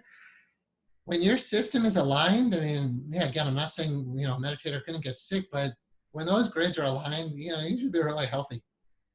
Acquaint you with the wisdom contained within these grids. Again, I can't go into it now, but so much. Every geometrical symbol has meaning behind it. And once you meditate on all these symbols, you kind of understand everything that's going on. Is a bold statement. I don't think it's true, but you kind of understand everything that I say, everything that's going on in the universe. It's like, I know when I hear myself say that, it's like, well, yeah, but hold that thought. There's a reason I'm saying that with a little hesitation, because if I sat down with a scientist, I would not say, we know everything about the universe. That's very arrogant. Yet there's profound wisdom in these grids that explains a lot of what you might want to know about what's actually happening right now. Like, why are we here having this human experience? These grids help to understand that. Develop a clear, precise, and focused mind. And meditation by default would do that. This absolutely, you can't go through this whole system without developing intense, concentrated power. So mindfulness is like a mild thing compared to the intense, concentrated power you'll develop in the system, which is great for just being present to your children, present when you're making love, present to anything. It just keeps you totally in the present moment, which is where we find all these truths. It's not in your past or future. It's not in make-believe or imagination. The grids aren't imagination. These sacred geometries are right here now. But nobody's here now. Everybody's caught up in their mind in the past and future. When you awake, like literally, if you're living that way, and most people are, you're living in your mind. You're not even experiencing reality. Close your eyes and meditate, because I'm going to encourage you to do that. You're not experiencing reality. You're totally caught in your head. The day that all that is gone, clear, and you're just here, most people think they're here. You're probably not. You're just here, and there's no mind. That experience of oneness is so awe-inspiring. And it's so simple. Again, it's what happens in Zen, deep Zen meditation. After like 10 years of Zen, you're just like, huh. This is what happened to Buddha under the Bo tree. They said, what happened to you when you became the Buddha? Buddha means the awakened one. He said, I woke up. He just was fully conscious, fully here, fully present. And you might say, oh, well, I am too. We're not. So that's a huge part of the practice. Next, align the energy system to open to profound mystical experiences, including out-of-body experiences. Yet there's a whole lot more. And if that's a good selling point to why you want to do this, then I'll teach you guys with this system how to leave your body. Can't guarantee everybody will, but I'll talk to you a lot about it. We'll do at least one full class on it, at least 2 hours in the topic. And that'll open you to just worlds that you may not even know exist. Next, fully integrate the physical, etheric, astral, mental, and causal bodies with spirit. Most of us are not integrated. Like I said, when you're all caught up in your mind and your emotions are all crazy, your sexual energy is low, your health isn't great, you're not whole and complete. And when all these grids integrate through the system, you'll experience what's like. When I first started teaching this in Massachusetts, we'd sit every morning as a group for an hour, and then I'd go work out in the gym for an hour. It was really hard to maintain that long term, so I was a bit too ambitious. But every time I would sit for that hour, I would feel perfection. There's nothing to be added, nothing to be taken away, nothing I had to improve or change or achieve. It was like, wow, this is what it means to be fully human and fully divine. So there's an integration that occurs that, again, is hard to explain. Move through the stages of samadhi into absolute oneness with source. So samadhi is a word for oneness, yet there are stages of meditation you can go through. And it's the big S word in yoga. You know, most people are like, oh, you know, only the great master achieved samadhi. Anybody who practices meditation can achieve samadhi. It might take 5 or 10 years before you fully start experiencing that, but it's not only for the Himalayan yogis, right? They're human beings just like us. In fact, we have a lot of advantages they don't have, because when you live in a cave, it sounds all cool, but it's super uncomfortable. You know, I've meditated in caves. It's not, like you saw one of the pictures, it's not the only time. It's hard meditating in a tent in the woods for, you know, when you don't have a bathroom and food. It's really hard to do this in the comfort of your own home. We have a toilet and food. It's great. So, you know, the internet. All right, let's keep moving along. Here's just the body in meditation. I only mention this again because it's my body exactly, at least back in the day. When was this done? 2000 or so. So anyway, that's my body meditation. You don't have to sit that way. This is, so I'm going to review some of the meditation positions and work to get you started on a meditation practice today. Yeah, we're not going to do an official initiation into the system. This is called, and I'll show you next time we meet together, I'll have the camera set up for the floor as well. So this is called quarter lotus, just as far as the leg position, but the spine is straight and the knees are on the ground is a huge part of how this, I'm going to say, needs to work. You do the best you can with the body position. Again, you can do this in a chair, but there's a reason why advanced meditators sit this way. And I do. Again, like every night I'll spend hours in this position. Why? Let's take a moment. Why would a well-educated, healthy, I don't know, normal guy, I don't want to define myself too much. Why would somebody, here's what, I won't talk about myself, that's harder to do. In Zen practice, you usually have well-educated, successful, pretty together people who will go and sit on the floor and stare at a wall for hours and hours a day. Why? Why would somebody who could go and do almost anything in the world stare at a wall? There must be something really good inside of you if people are willing to sit that long, or a lot of healing that needs to occur, and that's a reason to do this as well. So quarter lotus. Whoops. Okay, that's full lotus, half lotus, quarter lotus. This is seiza, where you're straddling the cushion. Your knees are on the ground. Again, I can show you all this next time we meet. Your shins are on the ground. And it's even for advanced meditators, it's nice to have this as an option. I don't use it anymore, but there were times where I'm meditating. When you do what's called sesshin in a Zen center or Zen monastery, you basically meditate for an entire week, and 10 to 14 hours are spent on the meditation cushion every day. So again, we're talking like monastic level stuff here. You can do 5 minutes morning and evening, I'll be thrilled. And then you'll build upon your practice. But when you start doing hours and hours a day, because you want to, then it's good to have other positions as well. So that's called seiza, and I'll show you a picture of the seiza bench. Company I'll recommend, they're a little bit more expensive, although they have a deal right now. So there's others less expensive, but Dharma Crafts is a very good company. It's the first place I learned about this stuff. Now they have super colorful zafus. Mine are always black, based on Zen tradition. So it's called a zafu. It's the meditation cushion. It's really important if you're going to sit properly. When I first had my spiritual awakening, I started seeking out meditation teachers, and I found a Zen teacher. Thank God, it was like my first really good teacher. And he sat, it was so beautiful. It was just me, him in his meditation room when I was a student in University of Florida. He wasn't part of the university, but I went up to his house in his little meditation room, and we sat, and he taught me how to sit. And I had struggled for probably, 6 months or something trying to meditate, but nobody taught me how to sit properly. I can't emphasize enough, if you think you're meditating but you're not sitting this way, you're missing something really powerful. And in Anahat meditation, dealing with sacred geometry in this pyramid shape, when you sit in meditation, your body becomes a pyramid. And that's why this is part of why this is so valuable. So you can order whatever color you like, I don't care, but I do encourage that you get one.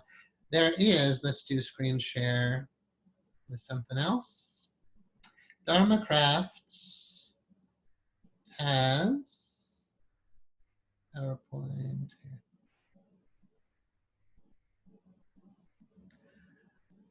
here. You can find this on Dharma Crafts, which meditation cushion is right for you. I would recommend reading this. There's buckwheat filled, there's kapok, that's buckwheat. But anyway, it'll show you, the site will kind of teach you how to sit.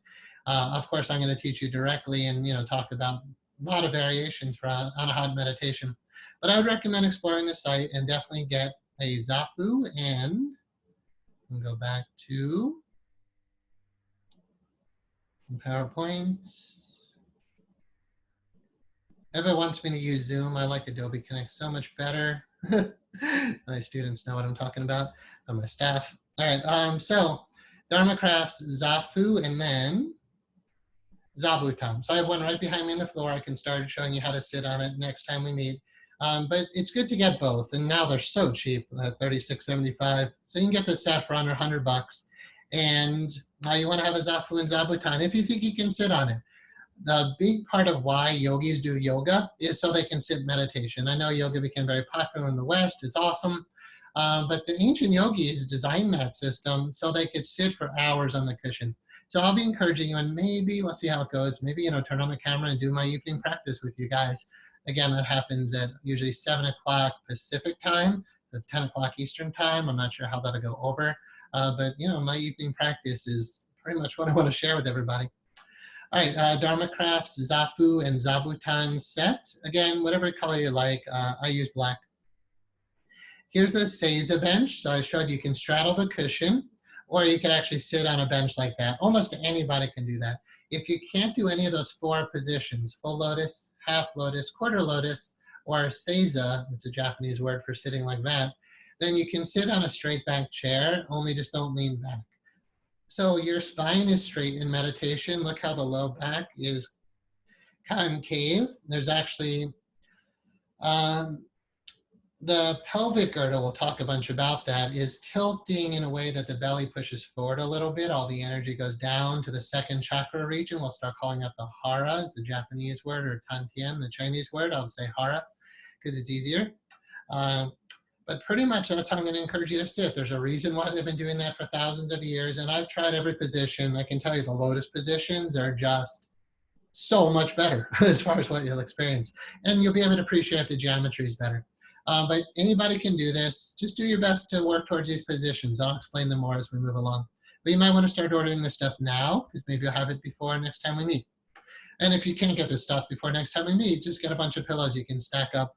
When you sit this way, you need your sitting bones off the ground. That's what the zafu is for, because you want your knees on the ground. If you tried sitting in Indian style, you sit cross-legged like you did in 5th grade, or when you're sitting with your sitting bones on the ground, it's so hard to sit. You can't do it long-term.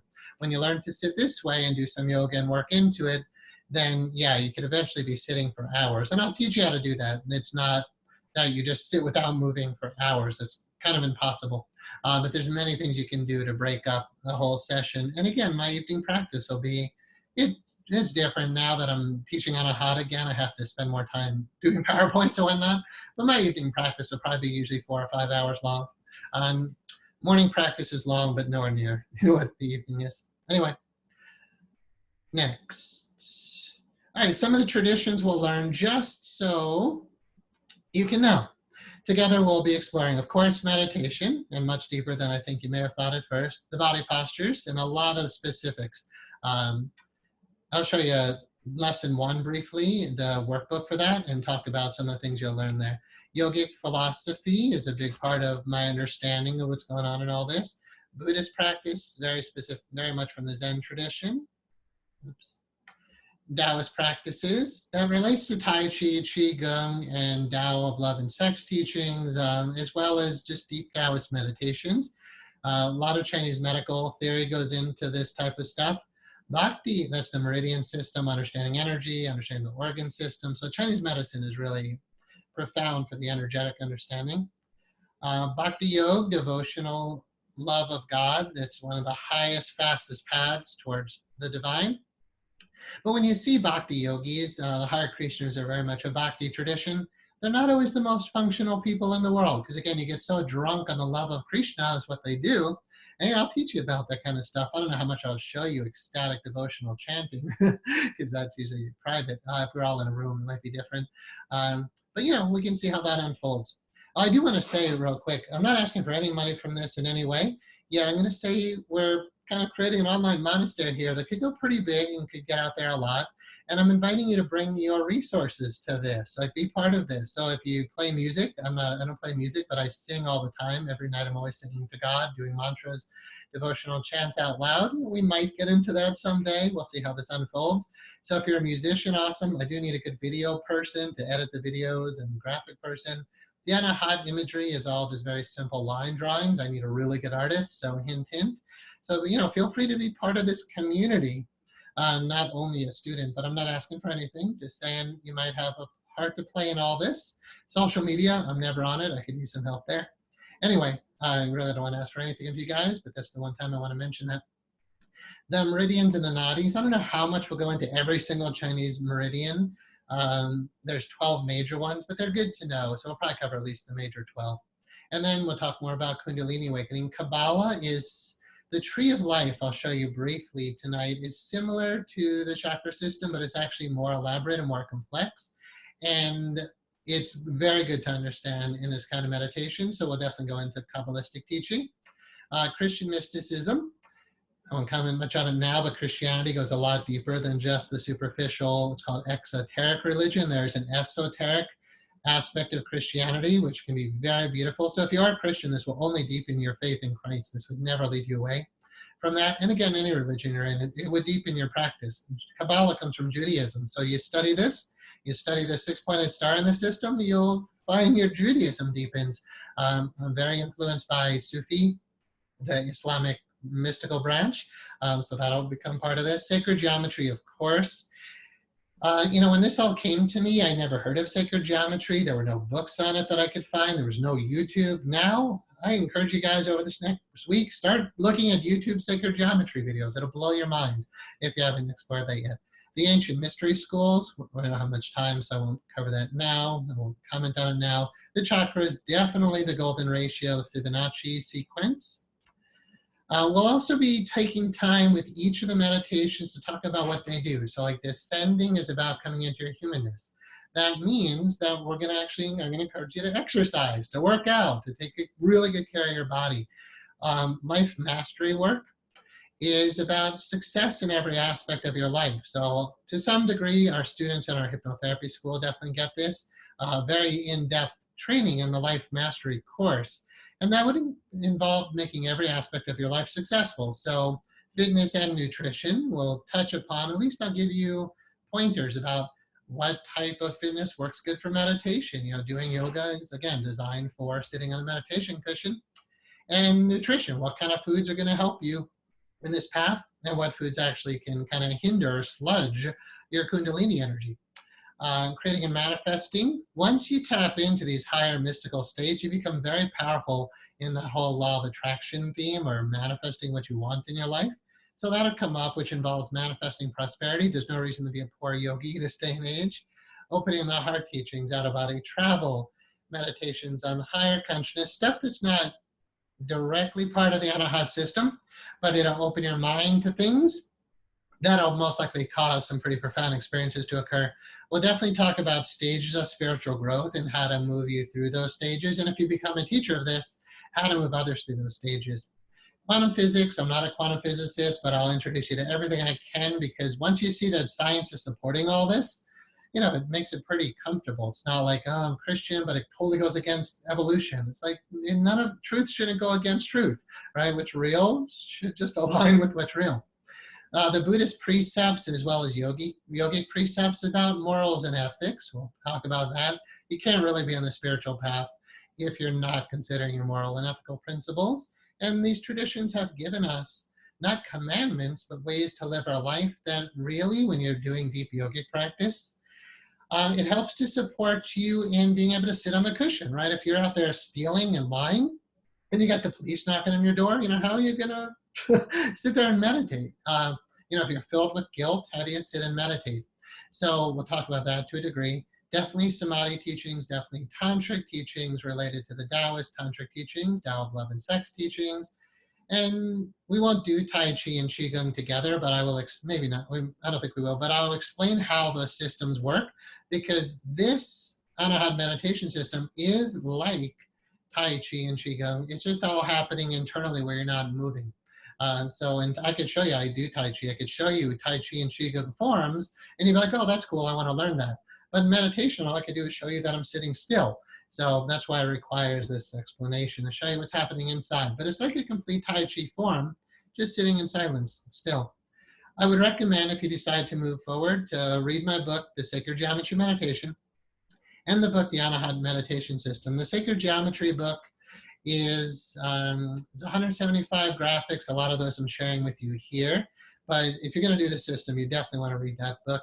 And then the Anahat Meditation System book used to be called The Journals of Michael Devane. It's a novel. And the lead character is basically me. And every mystical experience that character has by going through this system are the experiences that I had had up to the time when I wrote that book. So when I wrote that, some feedback I got from students was, it's nice. I don't claim to be an amazing author, but it's a nice book, but this is too powerful. It's too important to be in a novel. So I was really encouraged to write more of a textbook, which is what the Sacred Geometry and Meditation book turned out to be. The reason I mention my Sutras on Healing and Enlightenment book here is because I've always seen that advanced Anahat meditators could be very profound healers. And our hypnotherapy school, if you really go deep into those teachings, you become quite the healer. I mean, I've healed cancer, ulcerative colitis, asthma, allergies, Crohn's disease, endometriosis, fibromyalgia. I mean, I can go on and on. Like I've seen hepatitis C. I've seen these things medically documented, healed. Right? So, I can't take too much time in there right now, but when you realize that, when you see like saints and sages who are healing people, it goes hand in hand. And so this is definitely a very open invitation to study that book as well and start to see that when you're a very together meditator, and what I mean by that is like this whole Anahat system has played itself out in your system and you know how to heal other people, like, wow, if I didn't mention that that's possible, I'd be doing you a disservice and the world a disservice. I'm going to do something that should take hours, probably, because I know where we are. I'm looking at the clock. I'm going to do like a 10-minute overview of something that should take hours. Here's the circle over the body in meditation. The circle represents spirit, simply stated. So here's the circle. It represents spirit beyond, like in this image, beyond time and space. God beyond the beyond, God before God said, let there be light. But that can't be represented with a symbol. So when we have the circle, we have the idea of the divine in what's called a known distance. Like when God said, let there be light, there's the ability to be aware that you're aware. It's like Father, Son. Once you have two, then there can be a lover and a beloved. So again, I'm trying to do this really fast because I want you to see this stuff. But again, every single glyph could take hours to explain. Like literally each one would take hours. So here's spirit unfolding into, so Father, Son. And when I'll refer to God as mother, she, frequently. To me, God is masculine and feminine, yin and yang. It's not like, so actually in the Bible, when God says, let's create man in our image, if you really look at it closely, it says, let us create man in our image. You can translate that plural in a bunch of different ways, but I'm going to translate it largely as masculine, feminine. That God is both father, mother, Abba, Amma, and we are children of that.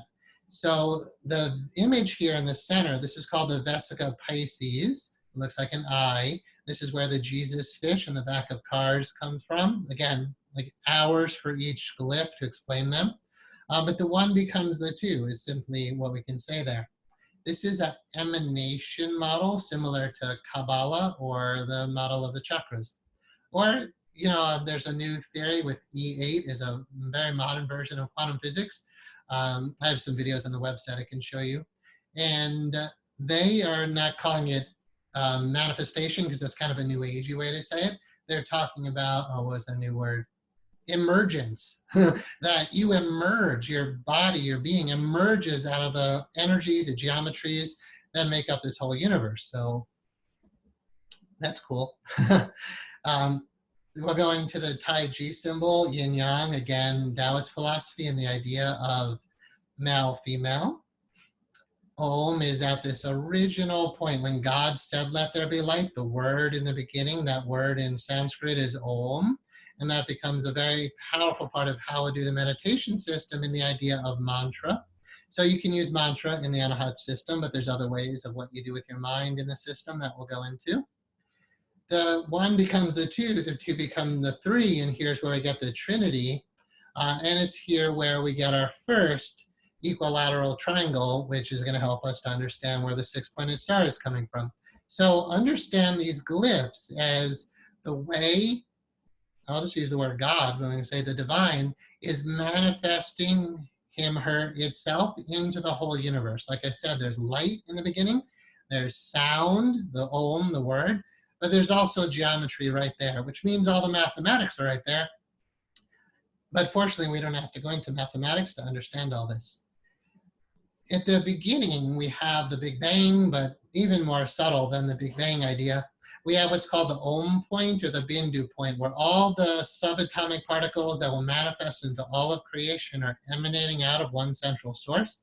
You could experience this in deep meditation. It's not just science or philosophy. It is something you can directly experience.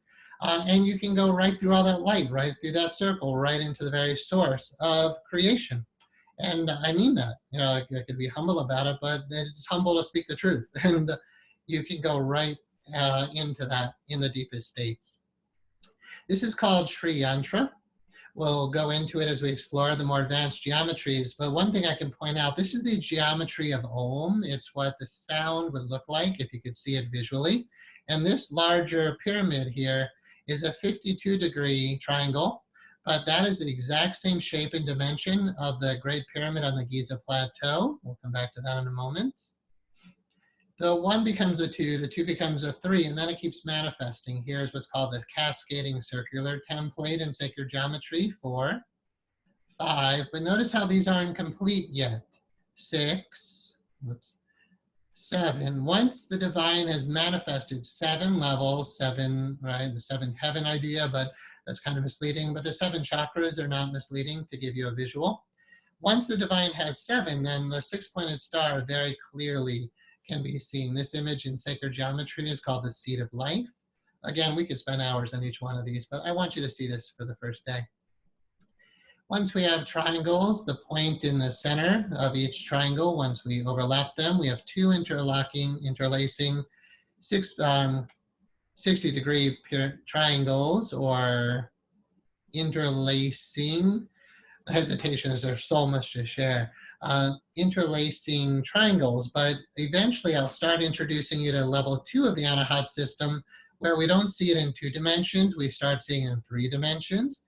Yet there are many other dimensions. The new E8 stuff, the reason there's 8 is because they're starting to talk about 8 dimensions. They're not really big fans of string theory, which talks about 11 dimensions, and I'm leaning towards that understanding as well. But this model will pretty much work with 7 dimensions, the 8th being consciousness, which again is really aligning with some of the most modern sciences out there right now. The six-pointed star, it's not just a Jewish symbol at all. You can find it in Christian churches, you'll find it in Islam, you find it in Hinduism, you find it in Buddhism. In fact, in Judaism, it's actually a very recent addition to Judaism. So I won't go into all the history of it, but I've researched the history very thoroughly, and there's very deep meaning to this. The black and white can help you to understand this also as yin and yang. which is masculine and feminine. Descending triangles are often feminine. Ascending is often considered masculine. But each contains the other. Each depend upon each other, and each transforms into the other.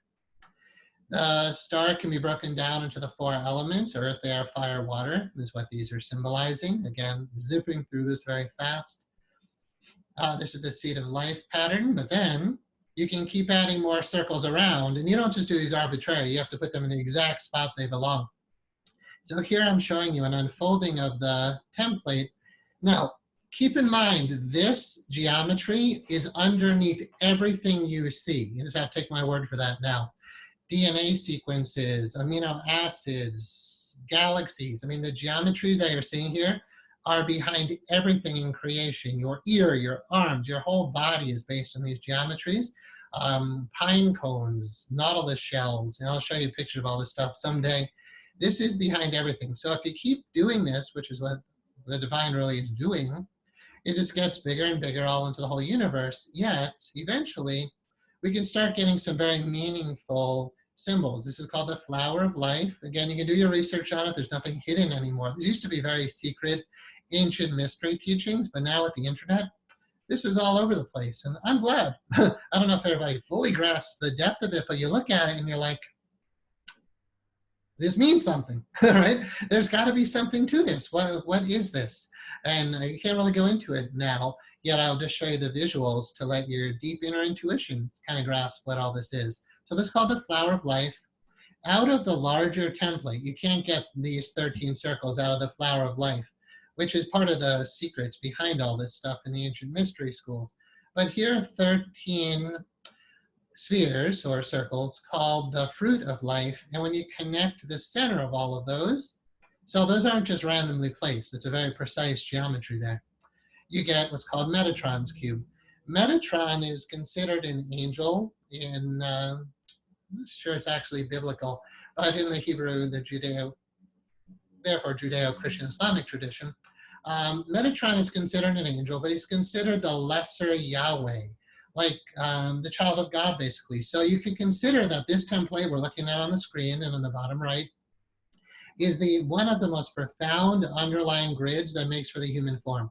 And by aligning your mind, and more than just your mind, your whole being, your energy with this grid, you will experience what perfection feels like. You'll know like what it's meant to be a fully, more than just functioning. There's no way to describe this. I don't know, I would guess, what Buddha experienced under the Bodhi tree taps into what we're talking about, but, Buddha's realization didn't necessarily talk about all this stuff, but all this stuff is there. And when you're aligned with it, you'll, I don't know how to explain it, just stick with me. The 5 Platonic solids come out of these glyphs. I won't go into those now, but it can get pretty complicated, obviously. This is the tree of life of the Kabbalistic system. We'll definitely go into it because it's like the chakra system. The center line is the Sushumna, the central channel in the chakras. You can meditate in any of the chakras. So this bottom one, not giving all the fancy Hebrew names now, would be the first chakra. And then you're moving up to really around the 3rd chakra region. 2nd is in here. 4th chakra in the very center. 5th chakra, there's a secret sephirot. These are called sephirot in Hebrew. There's a secret one there called Da'at. And then above that, you'd have your 6th chakra and then your 7th chakra. But notice that you have chakras, or sephirot, as they're known in Hebrew, on the left and right side. So it gives you a better sense of masculine and feminine energy. We'll keep coming back to that over and over again, how important yin and yang is, regardless of what your body's gender or sex, whatever the proper way to say that is. You might be a woman, but you still have male and female in you. You might have a male body, but you have male and female in you. And just as God is father, mother, so are you, masculine, feminine. So that's an important part of all this. Here you can see the tree of life fits perfectly in the flower of life grid. Again, I just want you to grasp this intuitively right now. But it's not arbitrarily placed. That is exact geometry.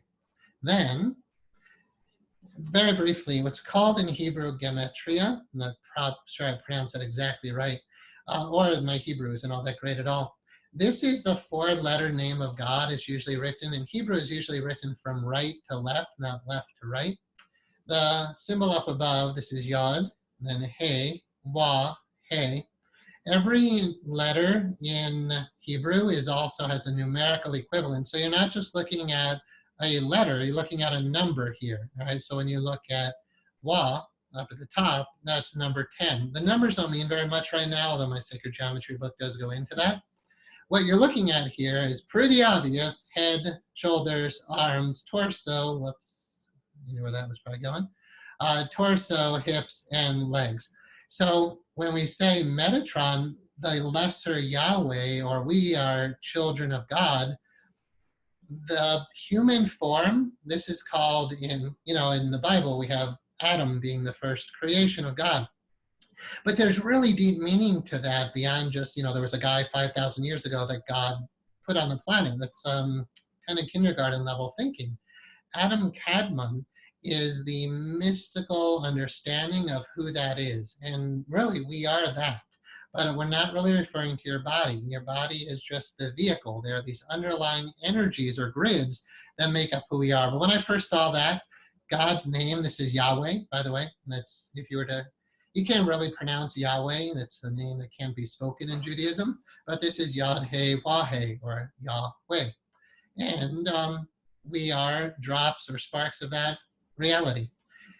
We'll explore Vitruvian Man throughout the training. I took the time to actually do every single pixel in here from my book. So Leonardo da Vinci, obviously, did this grid. But notice when the body is standing, you get some pretty profound insight into the square and the circle, obviously. And you get something, I think the next slide covers it. Notice the golden ratio, or the divine proportion.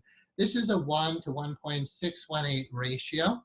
It is in every aspect of your body: the spiral in your ears, the geometry, the exact placement of everything in your face, your ears, your nose, except the eyes, your fingers, your arms, the distance from elbow to shoulder. It's all based on this divine proportion. And someday you might want to take pictures of your body and actually put these grids over your body. Not everybody fits them as perfectly as others, but I did a lot of that in my body, and for whatever reason, my body does fit these grids perfectly. Which is, I think, helpful, because when I meditate on this, I can feel this stuff is there. So when you lie down in bed at night, start to feel like from your navel down and up, that upper and lower is an exact proportion. It's not a coincidence. It's not an accident. Like, how do you have mathematics forming your body? It's profound. All right, I know we're running past our 2-hour mark, but we're almost done with this, and I don't know. Yeah, I'm here. I hope you're here. All right, we'll finish this up though. Here's the 52-degree pyramid in the Sri Yantra pattern. Again, this exact, close enough, but the exact dimension of the Great Pyramid on the Giza Plateau. Here it is, we can find in the Vesica Pisces pattern. I just want to get to the final slides here, then I'll go back to the chat pod in a sec. Here's the Great Pyramid on the Giza Plateau. The idea is that these aren't just tombs, and in fact, a lot of scholars, and of course, New Agey people and pseudoscience people will definitely say they're not tombs. They are sacred initiation chambers for advanced initiates. I think that's a very plausible model, especially the 3 levels. In Anahat, we'll talk a lot about 3 levels. So here you have this chamber of dark light, whoops, at the bottom. You have the Queen's Chamber and the King's Chamber. And that 52-degree pyramid just happens to speak a lot to your body. Again, very fast overview. Squared circle. You draw a circle, you draw a square around it, but then this outer circle is the same perimeter as the square, or the same area as the square. So this is a very exact, precise geometry. It's not just randomly or arbitrarily placed. Then, so here's how to do it. Square the circle. Again, the outer circle is the same size, the same perimeter as the square. This circle, whose radius is from here to here, to 99% accuracy, this is the Earth, and this is the size of the moon. I didn't have time to put that in there, but just imagine a picture of the Earth right there, and a picture of the moon. Like, how does that happen? How does your body, based on exact divine proportions, and why is the Earth based on exact, and the moon exact divine proportions?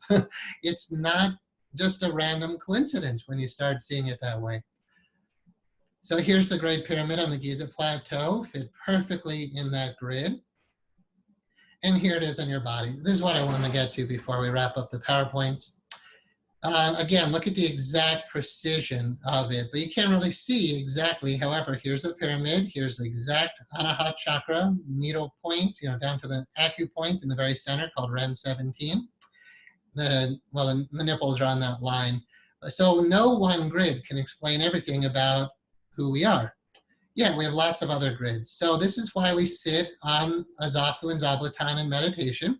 The pyramid shape of the body is profound. So back in the day, and still to this day, people go to temples, churches, mosques, monasteries, sacred sites, places you can go and meditate and tap into profound spiritual energy. But your body is a pyramid. Your body is the temple. When you sit in lotus, you can tap into these energies in ways that you can't in pretty much any other position.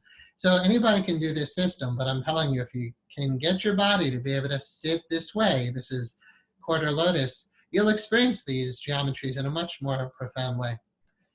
These are the 60-degree equilateral triangles that form the six-pointed star. We'll explore those more. Again, the circle. I'm going to go through this quickly. These are golden triangles. This is very much how the Anahat meditation system energy moves through the body in the major significant meditations. Here we have a star within a star, which is very profound. It leads to the idea of fractals, fractal geometry.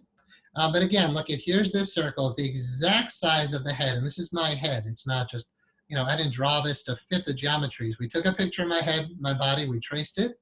And then the exact circle that's the size of the head is the exact circle that's the size of the nipples, at least where they were when I was in my 20s. No, I think we're still pretty good. And then from the navel to the tailbone is the same circle. And look at the way the star just fits perfectly. But again, this only shows so much. The chakra system we'll get into, and notice the chakras you may have heard have different petals. Right? The crown chakra has one, the sixth chakra has, the third eye has two. I forget each one. The Anahat, the heart chakra, has 12. The bottom one, Muladhara, the root chakra, has 4. Its symbol is the square. So there's profound symbolism here, but the concept that chakras are made of petals, well, those are the petals of the tree of life or the flower of life or any of those fruit of life type of things. Just a quick thing in case anybody's really understands. The triangles represent the way energy moves in the system. Ascending triangles represent energy going up.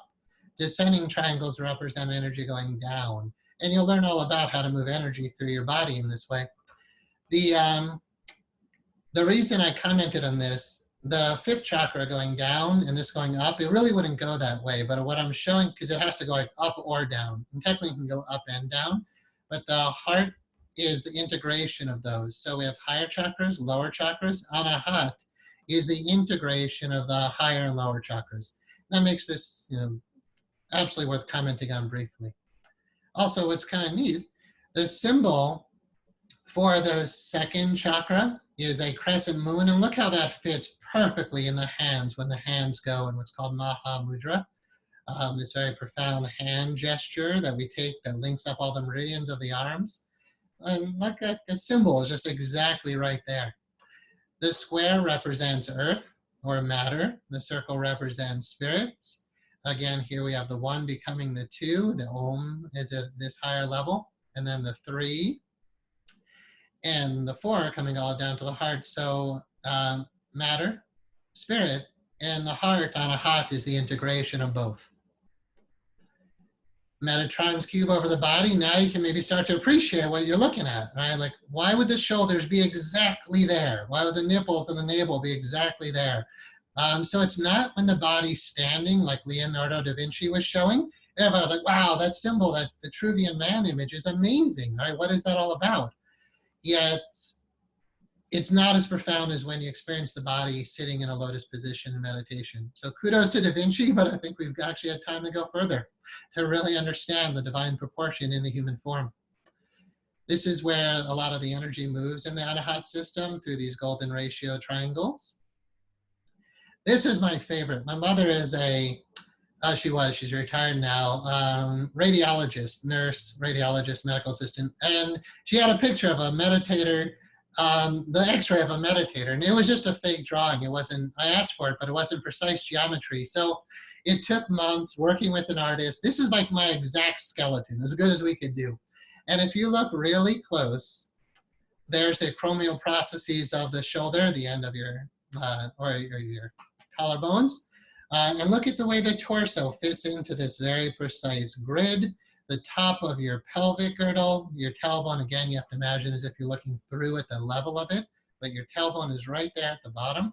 Again, there's a lot of sexual energy down there, hint, hint. You have your ascending triangles, descending triangles. It just goes on and on. But it's when I saw the skeleton, I'm like, all right, come on. Like, how could you deny this? Here's the chakras and the geometry of compassion, the wings idea. Here, it's starting to all come together. This is called the tetracties we'll go into. There are, well, simply stated these points, but it's very complex teaching. Here's the tree of life. Metatron's cube is in here, 6-pointed star, pretty much every geometry, including the wing shape, we trace out over this. Everything that makes up you is essentially there. I've lived, we're concluding this part, I've lived all over the country. I was born and did Anahat Center in Massachusetts. And then my parents dragged me to Florida. I spent a lot of time there and taught Anahat meditation in Massachusetts and in Florida. I did a lot of my training out west. I now live in the LA area, more or less. And I've lived up in, our marketing team is up in Washington State. So I've lived and meditated and taught in Washington, Southern California. So, you know, there's like a square, but I see my life is following this grid over the planet. And, you know, my life isn't done, so it's going to be interesting watching it unfold. But I wanted to show you guys this. It's when you start seeing that a planet has these geometries inside of it, then it really changes your view of ley lines or energetic grids on the planet. But I see my life doing this. It's just insane how it's unfolding that way. Only insane because we're insane. If not, it's totally rational. All right, so how do you begin this whole system if you decide you want to? You can go to onlinemonastery.com under, I'll show you, I'm going to do a brief screen share of that site with you. On the sign up page, just put in your name, email address, and then you'll officially be moving through with me. I'm not going to send an email again to the school. You guys are on the school's email list. That's how I emailed you, but that's kind of spam.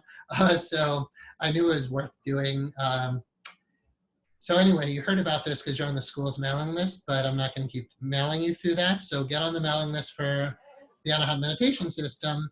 And that's going to be how I know that you're choosing to go through it with me. I'll mention that again next time when we start. But I don't know if I'll send, honestly, I don't think I'm going to send weekly reminders to you. Just every Sunday at 7, I will be here teaching this stuff.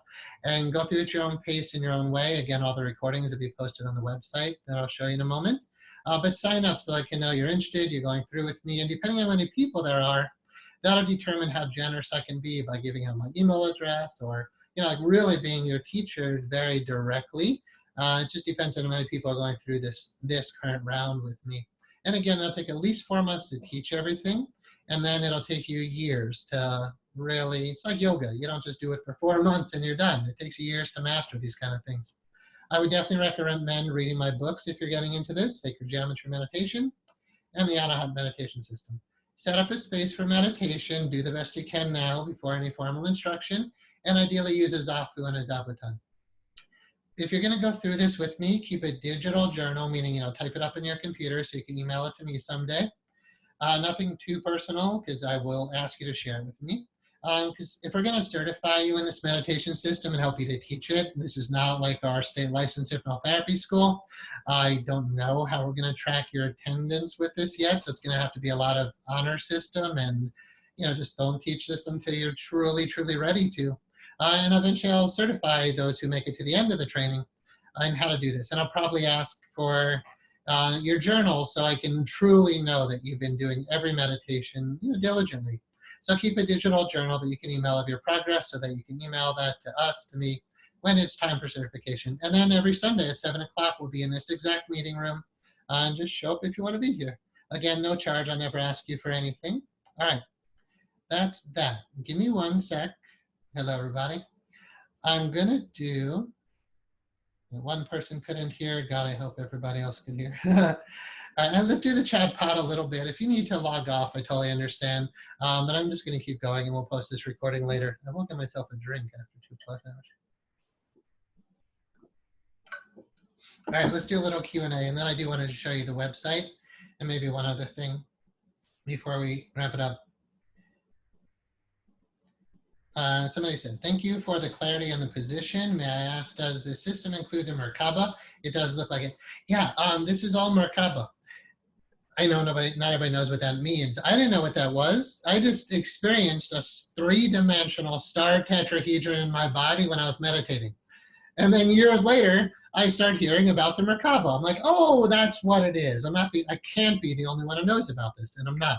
So yes, anything you would learn about in the Merkaba system, whatever that is, those people who claim there's such a thing. I don't know that there's such a thing, just like Anahat meditation. I don't know if there's such a thing, which is something that came through this person and he's sharing it. But anyway, there are Merkaba type meditations out there. Yeah, anything you tap into in that, you're going to tap into here because you are that. Awesome. What book should you start with? I really like both of the books. The novel, The Anahat Meditation System, is enjoyable reading. But if you really want to see all the glyphs, the geometries, even some of the mathematics behind all of it, then really the Sacred Geometry Meditation book is a better one to read, I would think, if you're going to choose one to start with. All right. Good. All right. That was, 16 more messages. All right, hold on a second. Thank you, everybody. All right, yeah, let me show. There's a question. Where do you sign up for the course? Okay, just tons of thank yous. Thank you. All right, let me do screen share. And I'll show you how to move through it using our website, which is not. Oh, okay. I think it's this. All right, there is the new website, onlinemonastery.com. Like I said, I don't want to overemphasize it, but it wasn't cheap to buy that domain name. And it was a real investment. I was like, am I going to do this? I'm not making any money on this system. But I really feel like it's not just Anahat Meditation Center. That used to be like places I taught this. This is a chance to take it to that full, in a sense, monastic level. So I mean it when I say online monastery. You don't have to feel like you're a monk or a nun. You can just be a lay practitioner. But I want you to feel like, when you attend this, it's like going to a monastery to meditate. It's really deep, sacred stuff. All right, let's move through this quickly. I see people in the chat pod. Here's the Anahat chakra symbol. Here's the 12 meditations. You can just open your mind to what does Aima Adama mean. And then here's Metatron's cube over the body and the star within the star with the 3 divisions. I'd encourage you to read everything here. The books, skeleton, mission and purpose. I wrote that stuff years ago. It's still here. Now hopefully you understand what the 4-letter name of God vertically is now in relationship to all this. Under home, I just had a playful page. This is in the paragliding communities. I'm a very avid paraglider. All these pictures of me, by the way. When I was paragliding in Costa Rica, I met somebody who's part of the Church of the Thermal Ascension. I'm like, I want to be part of the Church of the Thermal Ascension. So this is just fun. This isn't really, but this is all me. You can check it out if you like. I've been saving this quote for the right time. How long will we fill our pockets like children with dirt and stones? Let the world go. Holding it, we never know ourselves, never are airborne. So I'll teach you to paraglide if you want. Come fly with me someday. Most of us are not flying now during COVID. But as soon as COVID is done, I would definitely back up in the air and traveling the world again. I recently paraglided Colombia, Brazil, Peru, and Costa Rica. So my life was awesome before COVID. Now it's a new phase of awesome. But I'll teach you how to astral project, leave your body and fly. And yeah, come fly with me. We'll take you tandem sometime and run you off a mountain. Some of our students have done it with me. Anyway, this is just here for fun. It's not really part of Anahat at all. Here, the Anahat meditation link. This is where I will post all of these recordings after we do them. So they'll be like, here's the link to the meeting room. Just show up every Sunday at 7. I might not send reminder emails depending on how that goes because I don't want to abuse our current email list. And then here's a full announcement you might want to read. I'll post all the lessons as they come about. I'm going to show you briefly lesson 1 right now. Then all the video lessons will be posted here as YouTube videos.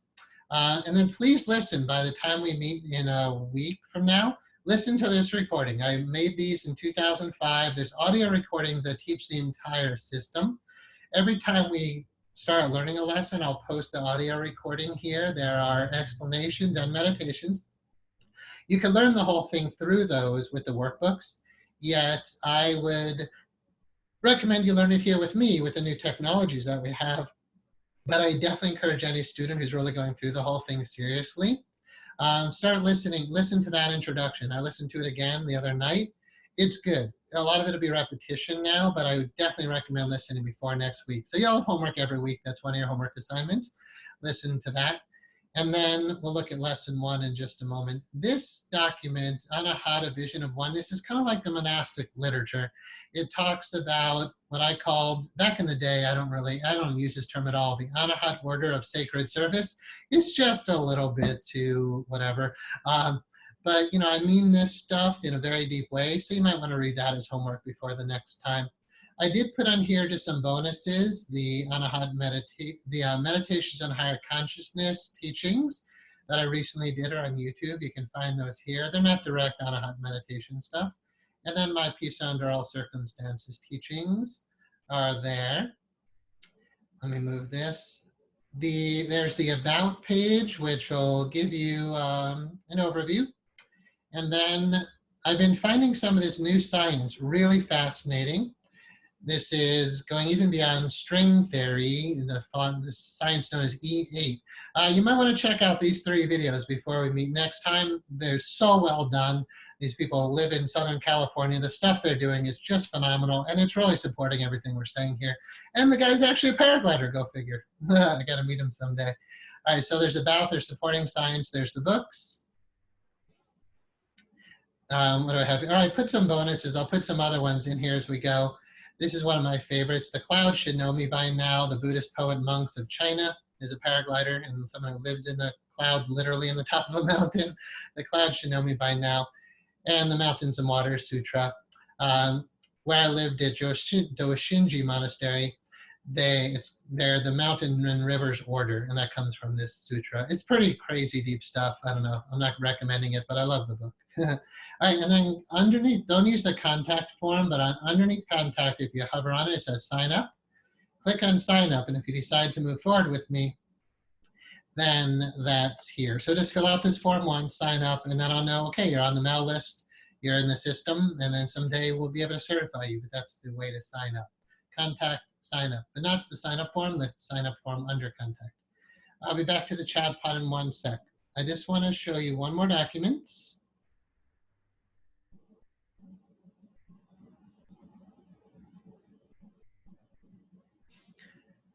The Anahat system, I made these back in 2005, I believe.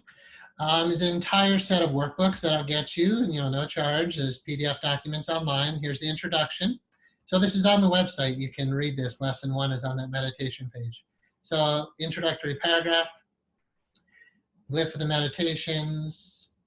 I updated the copyright on there. Please don't teach this or distribute it to anybody until I approve of it. Thank you.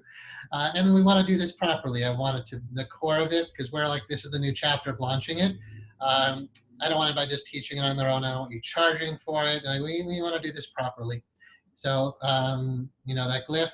In the lessons, you have lesson 1. You haven't started that yet. That'll be next week. You'll put the starting date and the date of proficiency. And that might take a year before you feel that you're good at it. It's only when you're proficient at all 15 lessons that I would certify you in the system. And that's not only going to happen in 4 months. So you go at your own pace. I'll explain that next week. And then here with the whole thing, we got the intro. Here are the levels of practice. Like I said, there's 12 meditations.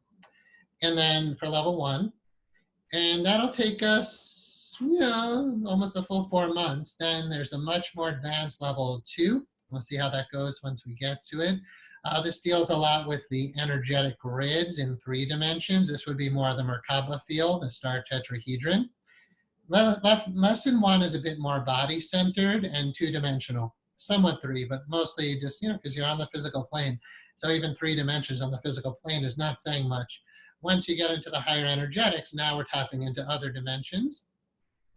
And then there'll be advanced teachings on samadhi, out-of-body experience, advanced sexual energy practices done very discreetly and professionally, and then cosmic consciousness and higher ascension teachings. And then those who make it all the way through, and you want to teach, we would, there'd be a very personal thing between us. I would certify you as an Anahat meditation instructor. But if you go through the whole thing up to level 3, then I'll give you a certificate of completion. Okay, so this explains all that, how to learn the system, so you can read the books, listen to the audio. I'm the only certified Anahat meditation teacher right now who's listed there. We'll talk next week about all the sitting positions, more about the energetics, the symbology a lot more. This is explanations of what meditation number 1 will do for you. And we'll get you practicing meditation 1. Fruition, what does it mean when the whole thing unfolds itself inside of your being? It's really glorious. You'll be glad you did it. It's not easy, but you'll be glad you did it. Again, we're talking years for that to unfold inside of you and to feel and experience what that really is. Key components, I'll teach you all about every little, even if you don't go that advanced in this, you'll learn how to meditate really well in the most basic way. Whether you do with your eyes, your chin, your arms, your hands, your tongue. When do you practice? How long do you practice? How do you practice for hours and not break your knees? What to do with your breathing, what to do with your mind. And again, you don't have to go through this whole system to grasp what this is all about. The importance of spiritual discipline, concentrated power. Okay, we'll go into that now. Proper nutrition, exercise, healing first chakra issues. So again, we're going to help you to get your entire life complete. And then how do you do this on your own? How do you do it in groups? Pages for notes. Okay, that was a lot to cover in 2.5 hours. I'll stay as long as you guys like. I'm going to go to the chat pod. All right, so log off if you need to, but we'll keep going through the chat pod. If you're part of the school, no passcodes. All right. I might miss some of what's there, so I apologize. I don't want to give out my email address in this video, but you all received an email from the school. It's not my email address, but feel free if you want to contact me, just email back to the email that came out, and Susanna will forward that to me, and I'll respond to you directly for sure if I miss your questions. Are any of these books digital? No. Well, I have the PDFs, but I'm not giving them out yet. No, you got to order the physical book right now is as far as I got with this. I'm sitting with such a huge smile on my face with so much gratitude. I am truly blessed to be in your classes. It honestly feels like a dream at times when I'm hearing and watching you. It's so beautiful. It's all I ever thought of learning and beyond anything I could have imagined I was going to be learning and part of. Super excited. Nice. Thank you for those beautiful words. I signed up, but not get a confirmation. I just set that up today. I'm not sure you do get a confirmation. Don't worry about it, Joe. Just show up next. Keep showing up, and I'll know you're part of it. You'll be emailing me personally. I'll be emailing you back, so I'll know if that system doesn't work. All right, great. Just lots of thank yous. Okay, I think that's it. I believe we covered everything we need to. Any other questions or sharing? Great. All right, I'm going to stop the recording just so the recording isn't super long, but if there's any other questions, I'm still fully here for everybody. Thank you. I hope to see everybody who's interested back next Sunday, 7 p.m. Eastern time in the same meeting room link. Don't look for an email from me, just show up. All right, thank you, everybody, and good night to all.